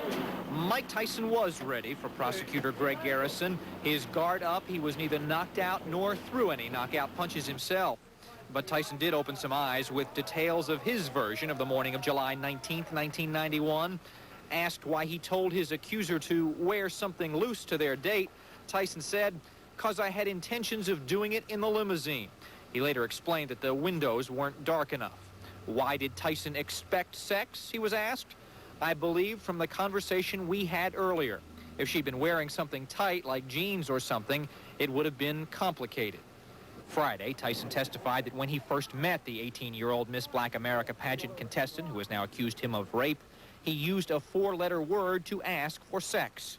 But prosecutor Garrison noted he'd never told that to the grand jury he testified to in this appearance last summer. He also said then that the woman was wearing very short hot pants, pink hot pants. Her thighs were showing, he said. The outfit was mostly yellow and baggy with long shorts.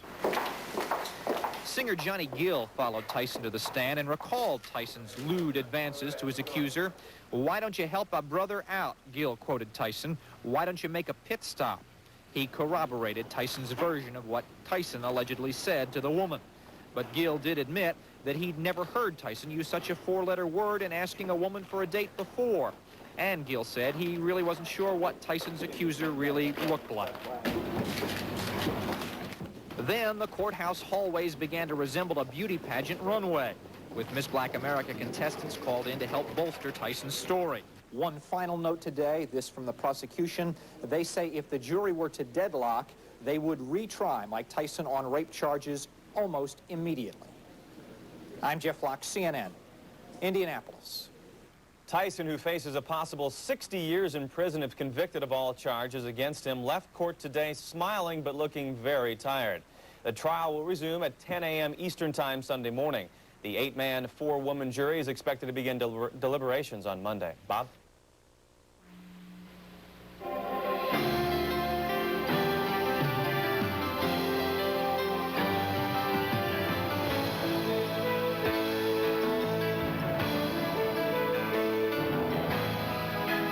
Coming up on Sunday Sports Day, Mike Tyson undergoes grueling cross-examination. The trial of ex-heavyweight champ Mike Tyson for the rape last July of an 18-year-old contestant in the Miss Black America contest completed its second week in Indianapolis yesterday, with Tyson facing heavy cross-examination. But 5 days earlier, on Monday, the defense had rested its case against several charges that, if proved, could put Tyson behind bars for up to 60 years. Charlie Steiner, who has covered the trial since day one, gives us a detailed look into the week's developments at the Marion County Courthouse. Now, we must warn you that some language in this report may be unsuitable for younger viewers. On Monday, the prosecution continued its case. A contestant of the Miss Black America pageant, Stacy Murphy, testified that people say a look says so much, but this look said it all. She was talking with her soul. It was like she was a zombie. She, of course, was referring to the accuser. Tuesday began with testimony from the accuser's mother. She was asked about her daughter's behavior once they returned home from the pageant. The mother quoted her daughter, "I'm not Dee anymore. Dee's gone and she's not coming back." The prosecution rested Tuesday afternoon, but not before the 911 emergency tape containing the accuser's call was played. The call took place at 1:20 Friday morning, July 19th, almost 24 hours after the alleged rape. What's the problem? you have a problem? Yes, I'm calling to report a rape. A rape?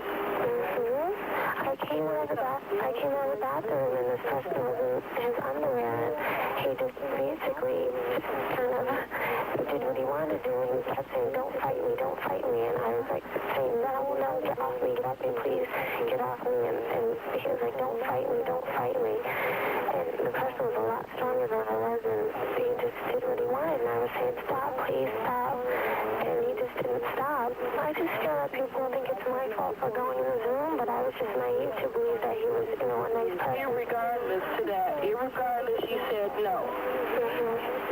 Right? And that's where it should have ended. Early Wednesday, the trial took a bizarre turn when a fire broke out in the hotel where the jurors were staying. 3 people, including 2 firemen, were killed. 12 others were injured. All of the jurors were safely removed from the Indianapolis Athletic Club and were kept isolated by court-appointed officials. The trial was postponed a day. On Thursday morning, each of the 12 jurors, plus 3 alternates, were questioned by Judge Gifford to determine if they were compromised in any way following the fire. None were, but 1 juror was excused because of his state of mind. The trial continued with an alternate juror. The defense began their case with testimony from other pageant contestants. Madeline Whittington testified that the accuser told her in a ladies' room conversation that Mike Tyson had asked her out during a pageant rehearsal. "Are you going out with him?" Whittington asked. "Yes, of course I am," the accuser replied. "He has a lot of money, he's dumb, and you saw what Robin Givens got out of him."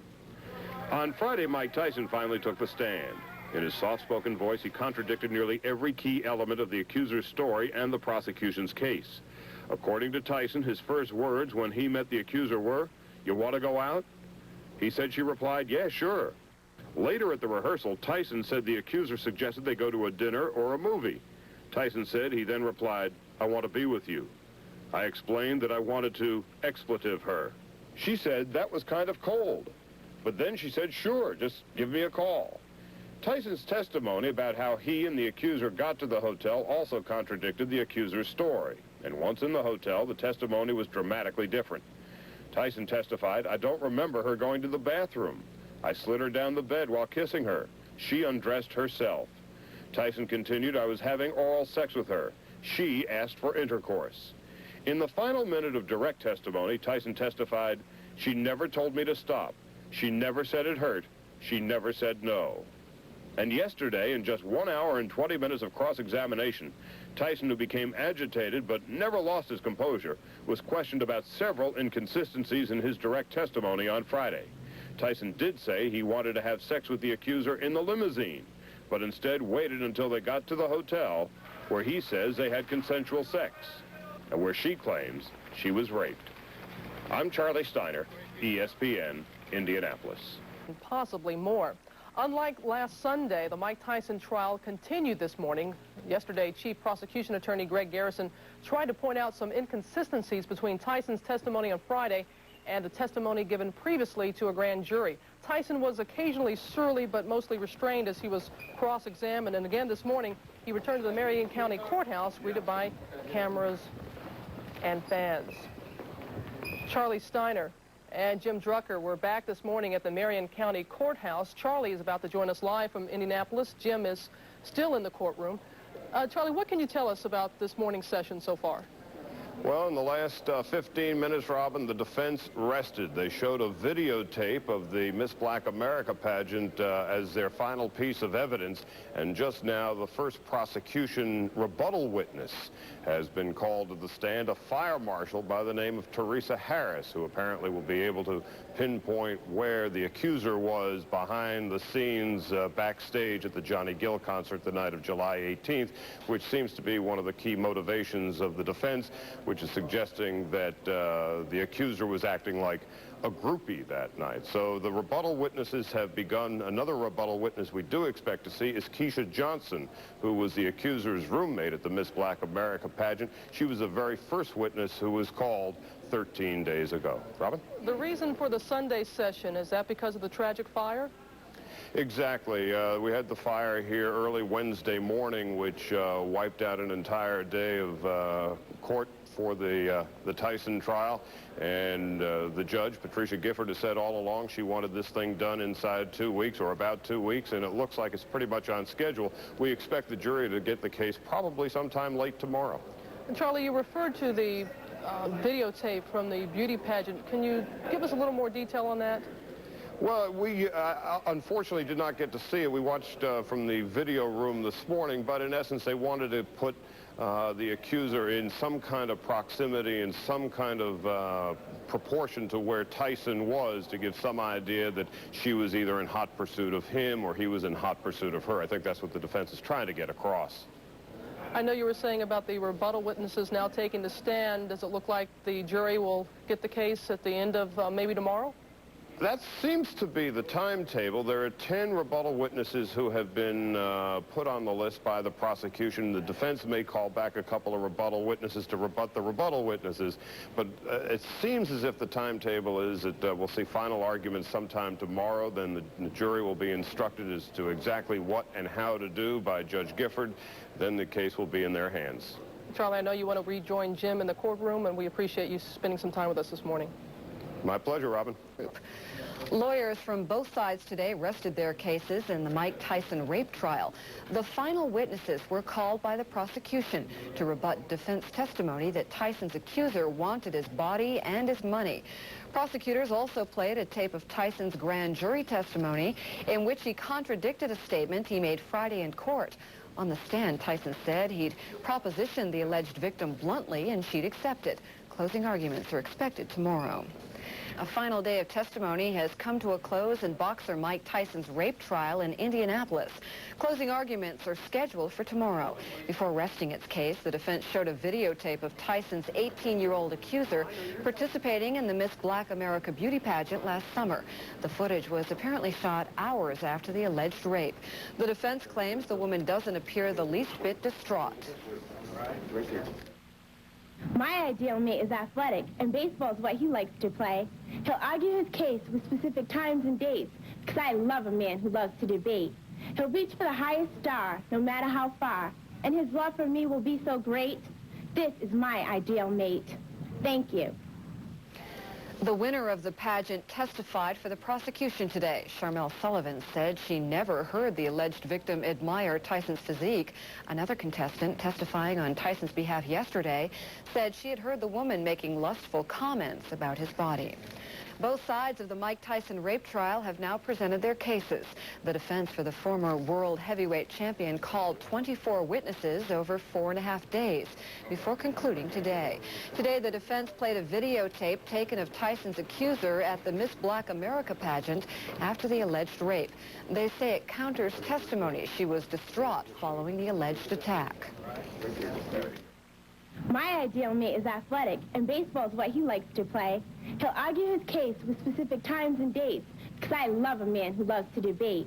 He'll reach for the highest star, no matter how far, and his love for me will be so great.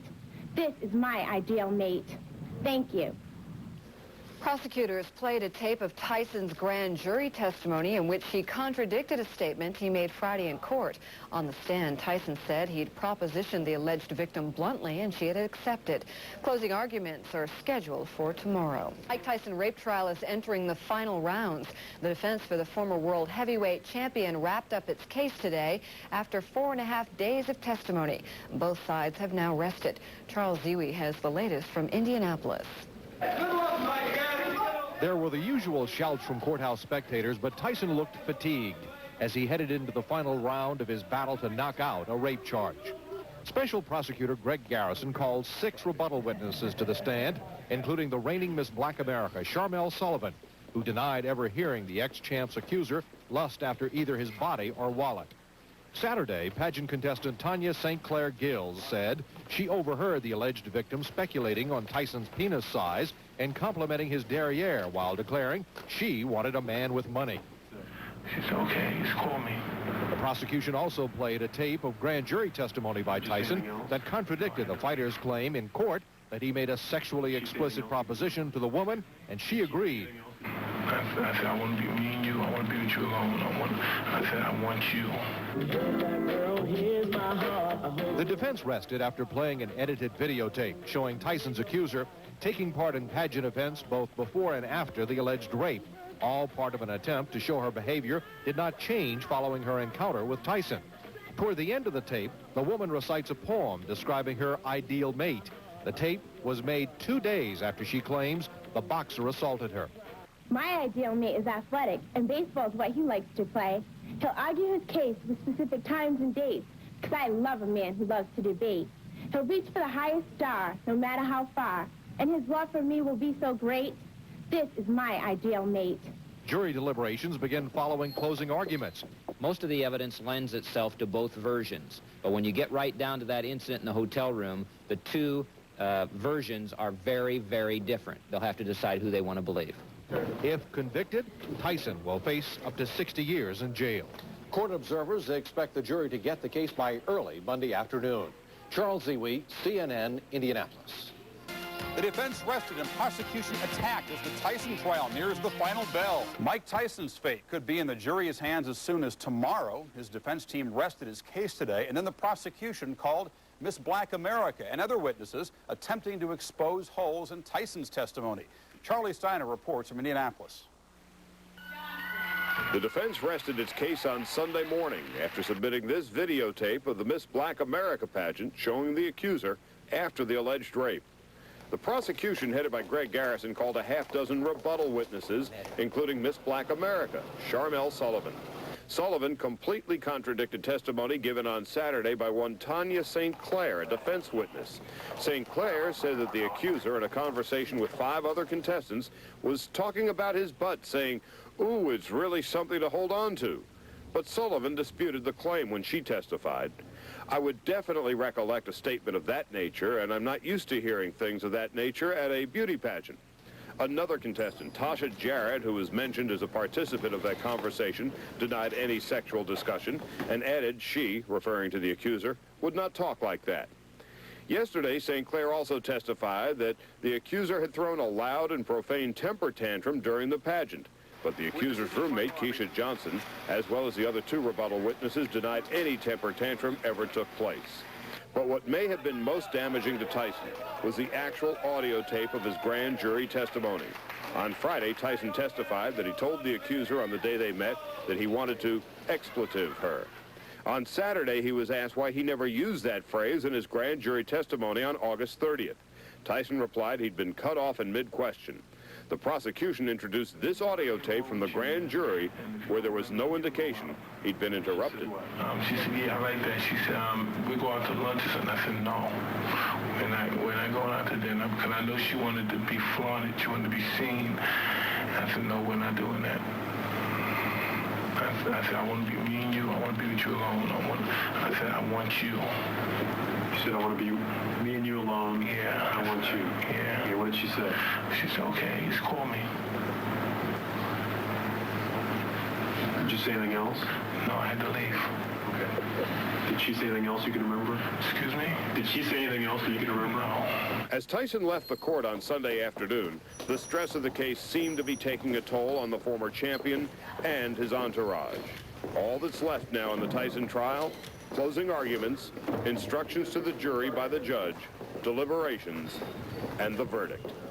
So on what was supposed to have been a day of rest, you got the impression Mike Tyson needed a rest after 3 rebuttal witnesses completely contradicted one of his defense witnesses yesterday, and you heard a portion of that audio tape from his grand jury testimony. This, of course, ESPN's legal correspondent, Jim Drucker.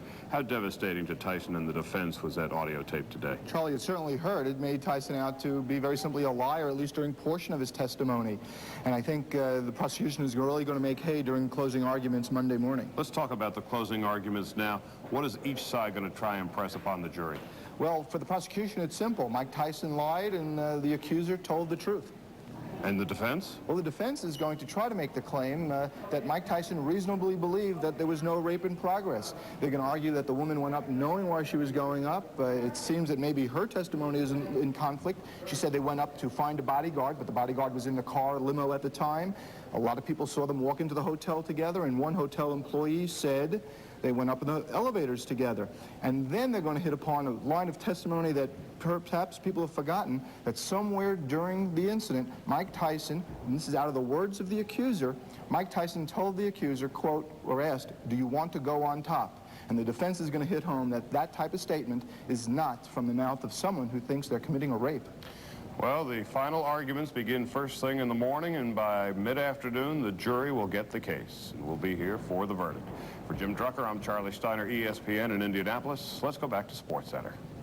All right, in the event that the case ends in a hung jury, prosecutors say they plan to retry Tyson within 30 days. Tom?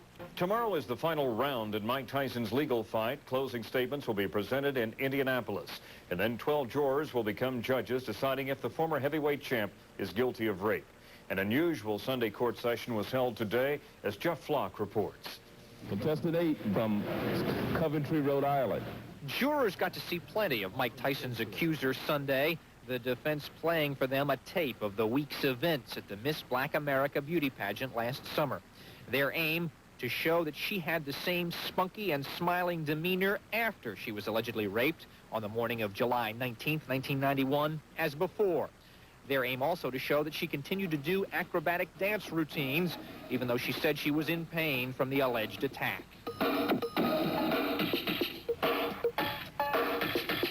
Jurors also got to hear from the 18-year-old Miss Coventry, Rhode Island in the projection competition at the pageant. She was asked, using rap and rhyme, describe the ideal mate. My ideal mate is athletic. The defense had tried to make something of her description of her ideal mate as athletic, but the rhyme continued. And baseball is what he likes to play. He'll argue his case with specific times and dates, because I love a man who loves to debate. These jurors, once they get the case, will also debate Mike Tyson's credibility. That received a blow, with prosecutors playing a tape of his grand jury testimony from this past summer. Unlike his testimony here, where he told jurors he used a four-letter word to blatantly ask the alleged victim for sex, his grand jury story left that key line out. I said, I want to be me and you. I want to be with you alone. I said, I want you. You said, I want to be me and you alone. Yeah. I want you. Yeah. What did she say? She said, okay, just call me. Did you say anything else? No, I had to leave. Tyson left on Sunday to go home and await closing arguments, which will begin promptly Monday morning. First, Assistant Prosecutor Barbara Trathan will make the state's case. Then Vincent Fuller, the prominent Washington lawyer, is expected to sum up Tyson's defense. Just stay tuned. Isn't that TV talk? The last word goes to the state and to this man, Greg Garrison.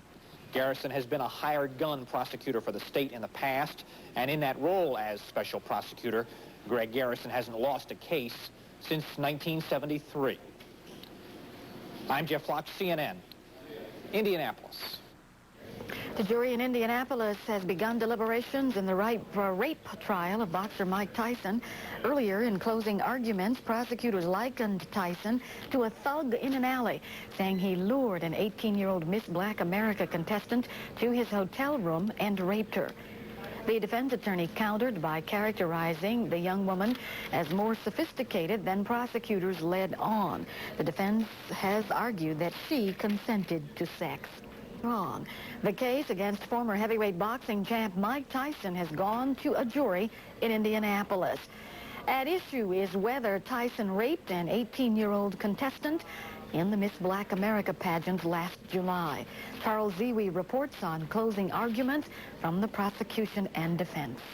Tyson wore his fight day face as closing arguments began. He barely acknowledged bystanders on his way into court, but prosecutor Greg Garrison was confident. Can you give us a preview of what you're going to tell the jury this morning? The truth, and it's going to be enough. Always is. Posing for the state, Deputy Prosecutor Barbara Trathan compared the ex-heavyweight champ to a street thug.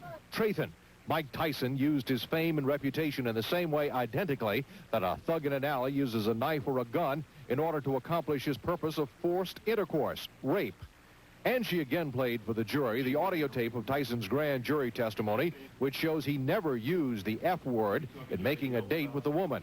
I said, I want to be me and you. I want to be with you alone. I said, I want you. You said, I want to be me and you alone. Yeah. I want you. Yeah. What did she say? She said, okay, just call me. Did you you say anything else? No, I had to leave. And Trathan concluded when the teenager got into Tyson's limo last July 19th, it was as if she had no more will, that Tyson had a plan in mind to take her back to his hotel and force her to have sex. But defense lawyer Vincent Fuller, his baritone voice booming over the courtroom, attacked the prosecution case, declaring the state had failed to prove Tyson raped the woman. Concentrating on a defense contention that the teenager knew what she was getting into, Fuller asked the jurors, doesn't it insult your intelligence for a young woman with her background and sophistication to get into the back seat of a limo and be hugged and kissed on the mouth and not leave the car forthwith unless she knew what was coming? If Tyson is convicted, he could get up to 60 years in jail. And if he's found guilty, most court observers expect Judge Patricia Gifford to send him to jail. Gifford, who before becoming a judge was a prosecutor specializing in rape cases, has a tough record of sentencing sex offenders convicted of attacks on women.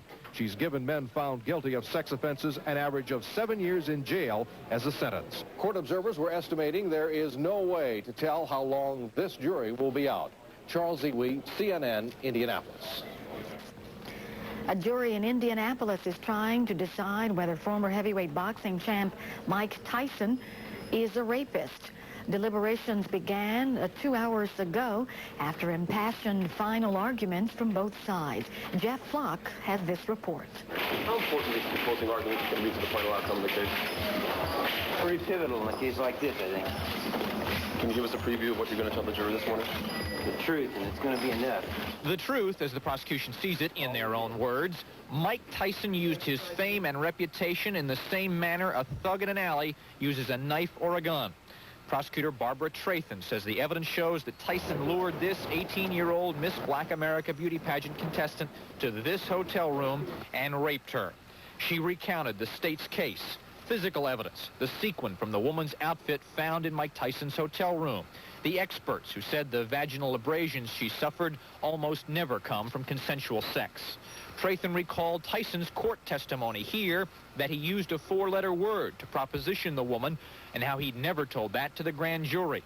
She then questioned the credibility of the parade of beauty pageant witnesses for the defense, one of whom has demanded money damages from Tyson for alleged sexual advances.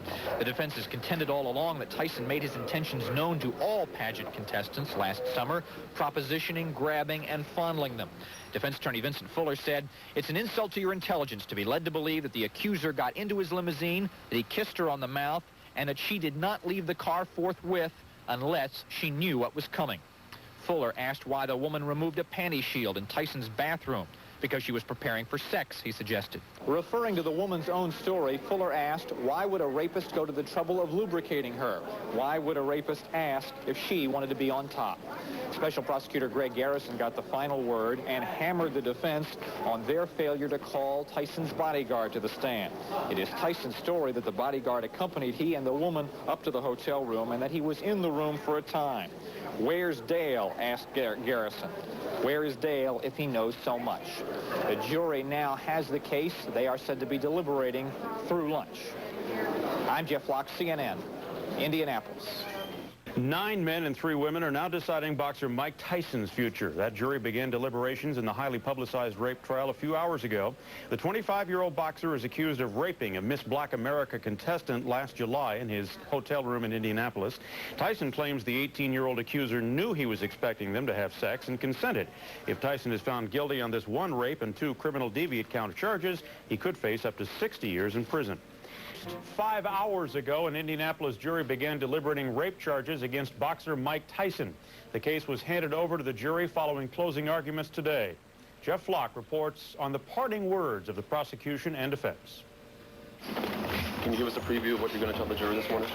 The truth, and it's going to be enough. The truth, as the prosecution sees it in their own words, Mike Tyson used his fame and reputation in the same manner a thug in an alley uses a knife or a gun. Prosecutor Barbara Trathan says the evidence shows that Tyson lured this 18-year-old Miss Black America Beauty Pageant contestant to this hotel room and raped her. She recounted the state's case, physical evidence, the sequin from the woman's outfit found in Mike Tyson's hotel room, the experts who said the vaginal abrasions she suffered almost never come from consensual sex. Trathan recalled Tyson's court testimony here that he used a 4-letter word to proposition the woman and how he'd never told that to the grand jury. She then questioned the credibility of the parade of beauty pageant witnesses for the defense, one of whom has demanded money damages from Tyson for alleged sexual advances.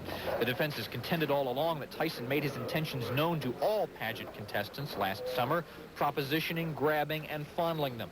Defense attorney Vincent Fuller said, "It's an insult to your intelligence to be led to believe that the accuser got into his limousine, that he kissed her on the mouth, and that she did not leave the car forthwith unless she knew what was coming." Special Prosecutor Greg Garrison had the last word and hammered the defense on his failure to call this man, Tyson bodyguard Dale Edwards. Tyson's story is that Edwards went to the room with Tyson and the woman, unlocked the door, and was in the hotel room for a time. The woman testified that he was not. Garrison also said the defense contention that the woman cried rape because she wanted a relationship with Tyson and became angry when he refused to walk her downstairs is preposterous. Tyson admitted himself, Garrison said, that he asked her to stay the night. "If you want his money, you've just kicked one through the upright," said Garrison. "Why would she want to leave?" How does Tyson feel about it all? Mr. Tyson is not a person who displays his emotions publicly. He's not shown me a difference since the thing started. So, no, I couldn't read a thing, and I don't watch him a lot. Also awaiting the jury's verdict, Tyson's accuser, who sat in the courtroom today with her mother at her side. Jurors, we are told, work through lunch. They will set their own deliberation schedule. No word on how long it'll take. I'm Jeff Locke, CNN, Indianapolis.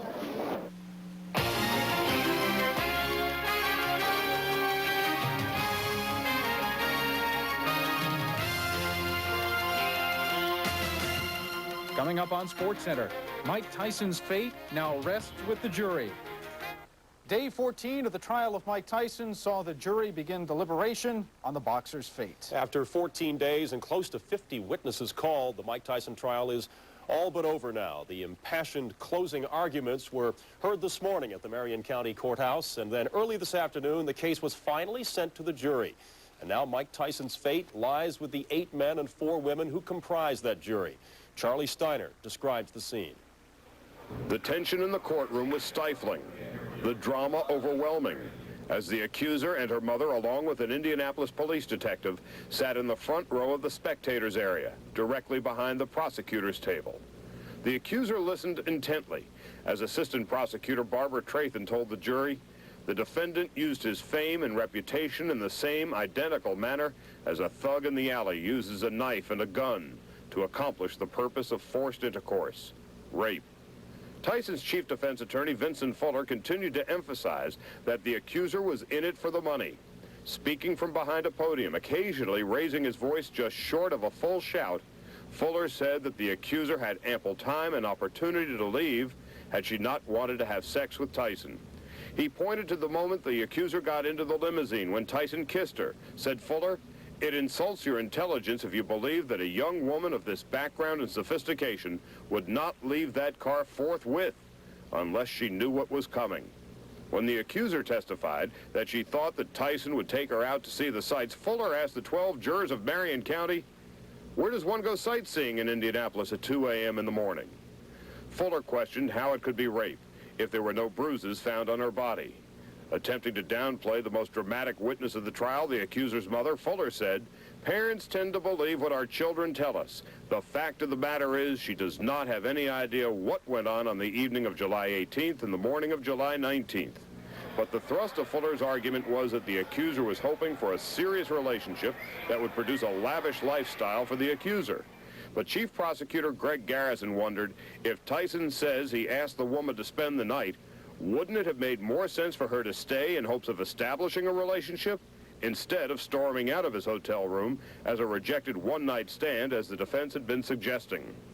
Garrison used a blackboard suggesting that the 3 expert witnesses, including the one defense expert, all agreed on one thing.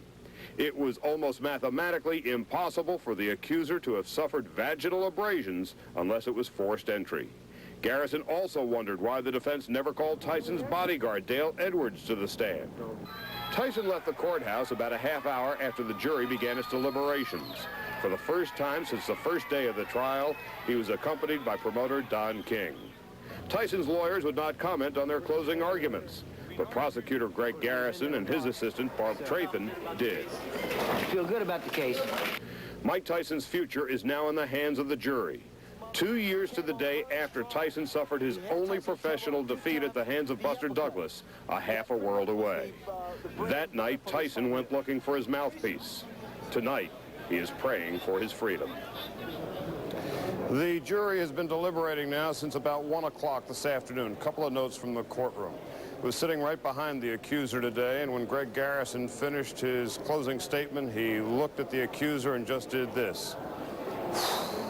Over on the other side at the defense table, James Voiles, the local attorney for Tyson, Kathleen Beggs, another defense attorney, and Vincent Fuller, the chief defense attorney, all had their hands in their chins in their hands. So you could see that there was a sense of almost elation on the prosecution side, sense of desperation, I think, on the defensive side, if impressions are any indication. But the people who are most important as far as impressions are concerned, the jury. ESPN's legal correspondent now, Jim Drucker, joins us. How do you suppose they were affected by the closing statements today? Well, they were powerful, and I think Greg Garrison made some very good, compelling points. He made two very good arguments.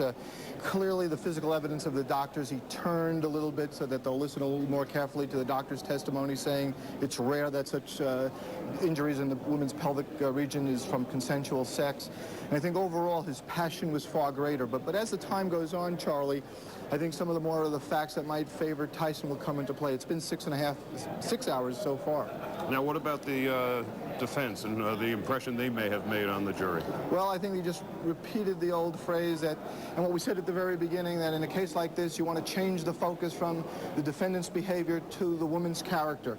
And I think he repeated that theme thoroughly and might have made some good points there, too. But it seemed in Garrison's closing comments, he kind of blew away that gold-digging line of thinking that the defense has been going with from the beginning of the trial. Yes, he really took it to the most outrageous extreme, and I think he really, Garrison that is, shattered Tyson's defense that she premeditated this whole episode for money. I think what the jury, if they take any part of that at all, is going to have to say maybe it came in later, but clearly not the motivation to plot it out in advance. Now, what about the jury? It's been deliberating now for 6 hours. Tell us about the mechanics of what's going on inside that jury deliberation room. Sure, Charlie. First of all, it takes them about a half hour just to figure out what to do. How do we elect a foreman? There are no rules.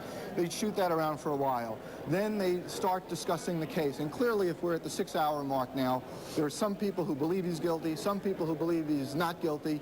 And what they try to do now, they go through the evidence and they try to convince and persuade the people on the other side to come on over. The key thing is, though, and this is what makes the jury system in America the key, they need a unanimous verdict. If Mike Tyson goes free, it must be unanimous 12-0. If he's convicted, it must be 12-0. And Vince Fuller very clearly in a closing statement made a good case to each juror saying that if you alone believe that Mike Tyson is not guilty, then hold out. Don't let other people convince you otherwise. You almost got the sense he was pleading for a hung jury at that point. Now let's take a look at the charges, what the jury is actually deliberating tonight. Charlie, there are 3 counts in this indictment, and what Tyson is accused of. The first is rape. The second is criminal deviant conduct, suggesting, and the accusation being Tyson penetrated the woman with his fingers. And the third is another count of criminal deviant conduct, suggesting that Tyson had oral sex with the woman accuser. So for the moment, the jury has been deliberating now for a little bit more than 6 hours. If a verdict comes tonight, we'll be here for it. If it comes tomorrow, we'll be here for that too. For Jim Drucker, I'm Charlie Steiner, ESPN. We are live in Indianapolis at the Marion County Courthouse. Let's go back to Sports Center to Bill and Jim. All right, gentlemen, thank you very much. Charlie Steiner and Jim Drucker in Indianapolis. And to repeat, the jury has been deliberating since around 1 o'clock this afternoon, Eastern Standard Time in Indianapolis. And once they reach their verdict, ESPN will bring it to you. Jim? Lynn, the verdict here in Indianapolis is guilty on all 3 counts. Mike Tyson has been convicted on a rape charge and on 2 counts of deviant conduct. The jury returned that verdict just a couple of minutes ago here in Marion Superior County Court here in Indianapolis. Tyson arrived to hear that verdict just a short time before that. He looked very glum and solemn as he went into the court, and it was almost as if he knew what was coming, Lynn. Again, everybody filed back into the court a little while ago, and the Judge Patricia Gifford, read out the verdicts, again repeating Mike Tyson is guilty on all 3 counts of rape and 2 counts of deviant sexual conduct.